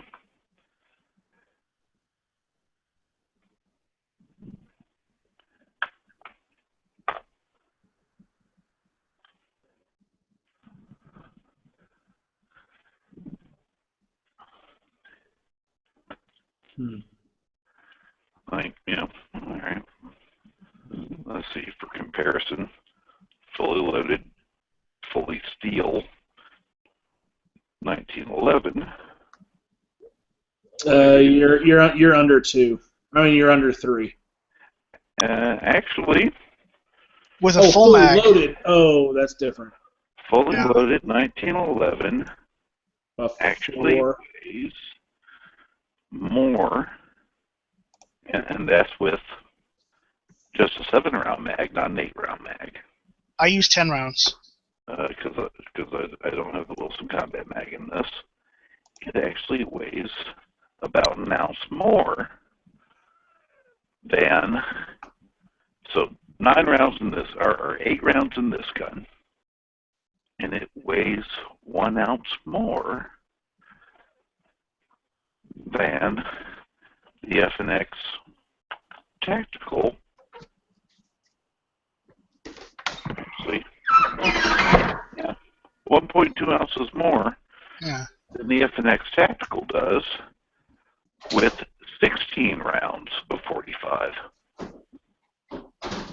Hang on. Is this Maxwell? Yep. Both of them with 230 grain bullets. Huh. I wouldn't have believed that until, well, I kind of picked up the 1911 and said, well, now that I think about it, it feels a bit heavier. Well, remember, the 1911 is a steel frame based. It is 1 ounce, actually 1 point. Let me get them both to the scale here. Make sure I've got this accurate, because somebody will fact check me. Let's see. 2 pounds, 15 ounces on the nose for the 1911 with 8 rounds in it. The FNX Tactical with 16 rounds in it is 2 pounds, 13.8 ounces. Huh. How about that? So anyway, it tells us the FNX 45 Tactical is just this giant behemoth gun. Needs to go away the regular old 45. See, now you've empirically proven it's an ankle carry gun. Because old Snap Sides is still about the heaviest gun around, but boy does she shoot. She does shoot quite well, I'll give you that. Which is probably why she shoots so well, because heavy guns are easier to shoot. Alright. Now the bantamweight full-size 357 Magnum 686. Only 2 pounds, 10 ounces with all 7 rounds. Okay, so Ed said his gun chat tonight at 10 Central is all about revolver carry. Outstanding. I'm definitely in for that. Since But, there's some guys watching, since we're talking about the guns that we carry most often, I would say that my XDS 45 is the gun that I carry more than anything else for belt carry, and it's 1 pound, 11.6, loaded with the 6-round magazine. Of course, they come with 5, 6, and 7-round mags. Awesome. Also, with a 6-round mag, the other gun that I carry almost every day is the SIG 938,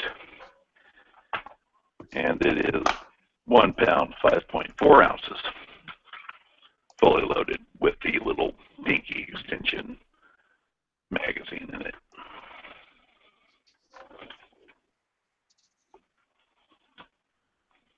All right. Foos, Wow. yes. Well, just for fun. what's your carry gun? The little NAA 22 Magnum that is my backup pretty much all times. It is definitely the gun I carry most, because no matter what I'm carrying, this thing's always in my pocket. 7.8 ounces, fully loaded. That's not too bad. Full of 22 Magnum gold dots. But yeah, Foos, do you carry? Yes, I carry. If I just carry my light gun, it's a LCR 357. I shoot. I have 38 plus P in it, and then I have usually on my strong hip, I have a Smith & Wesson M&P9, and that's the one I'm thinking about swapping out for a CZ P07, just because I shoot those so much. Is that which one's your competition? Is that the P09 or is it the P07? No, it's a CZ75 Shadow. That's the 75 Shadow. Now, if you had said HK P07, I would have been really impressed. No, I'm thinking about doing it and getting rid of the Smiths and going straight with the CZs just because I shoot them so much. Which actually they're P7s, not P07s, but still. Yeah, H&K customer support is just like Army intelligence, oxymoron. It depends on. You can't have a P07, but it's older.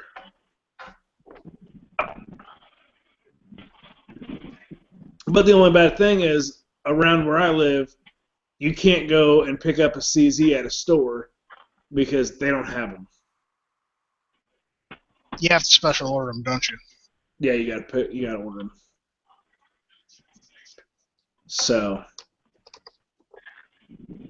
we're losing viewers fast. Well, I think Edge put a link in, so yeah, people are going over to Edge. All right. Oh, Edge coming up. All right, I'm gonna run over there myself. How many? People we got one patch left.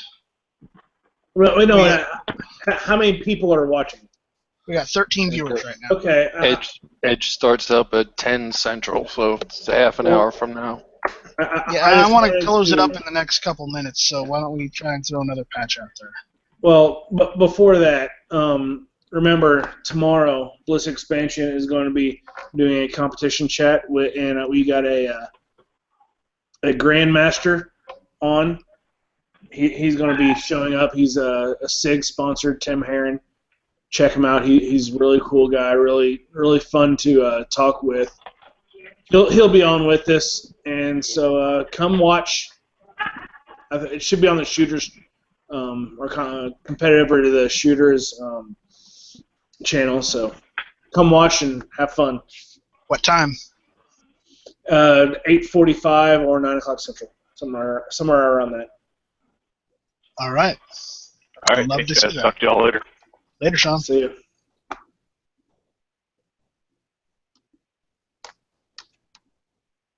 All right, I'm going to throw out an easy question, and yes, it's my whole thing of easy. But 2. This is for the patches. What was the service rifle or battle rifle used at the beginning of Vietnam? M14. First person they killed. Yeah, thanks for giving them the answer. This is for the patch giveaway. Oh, sorry. You ruined that one. Okay, we can't do that one. Okay. What was whenever the U.S. joined World War I? What was the most? What did our doughboys go into battle with? You know, that's actually a loaded question. What do you mean? I'll tell you in the side chat. It's actually a fairly easy question.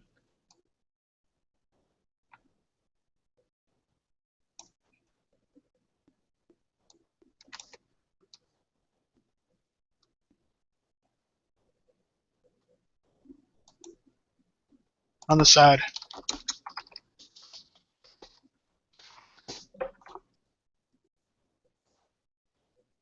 Because we didn't have enough 03s. Yeah, it's not the 03, if anyone is thinking that, because it's not the 03s were the 03s just prior to World War I, us entering into World War I. They didn't have enough of them. Didn't have enough of them. All right, I think Garand got the answer. Garand was first. You're the winner. You say the Krag?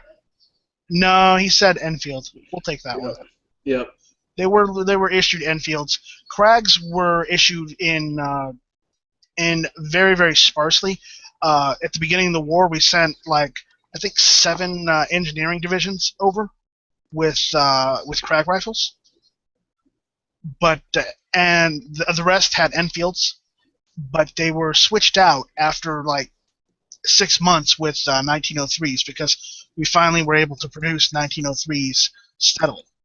So, Grand, go to gunchannels.com/DPG and sign up for your patch. Damn straight. All right, we got that one. Even when Foos screwing up my question. Thanks. Sorry, I just popped in my head. All right, I'm going to call this because I need to go do a couple things. And Edge is going to do his thing in 30 minutes, so I think I am going to call this. Everyone, thank you for watching. Thank you for participating. Thank you for joining in on the early lobby.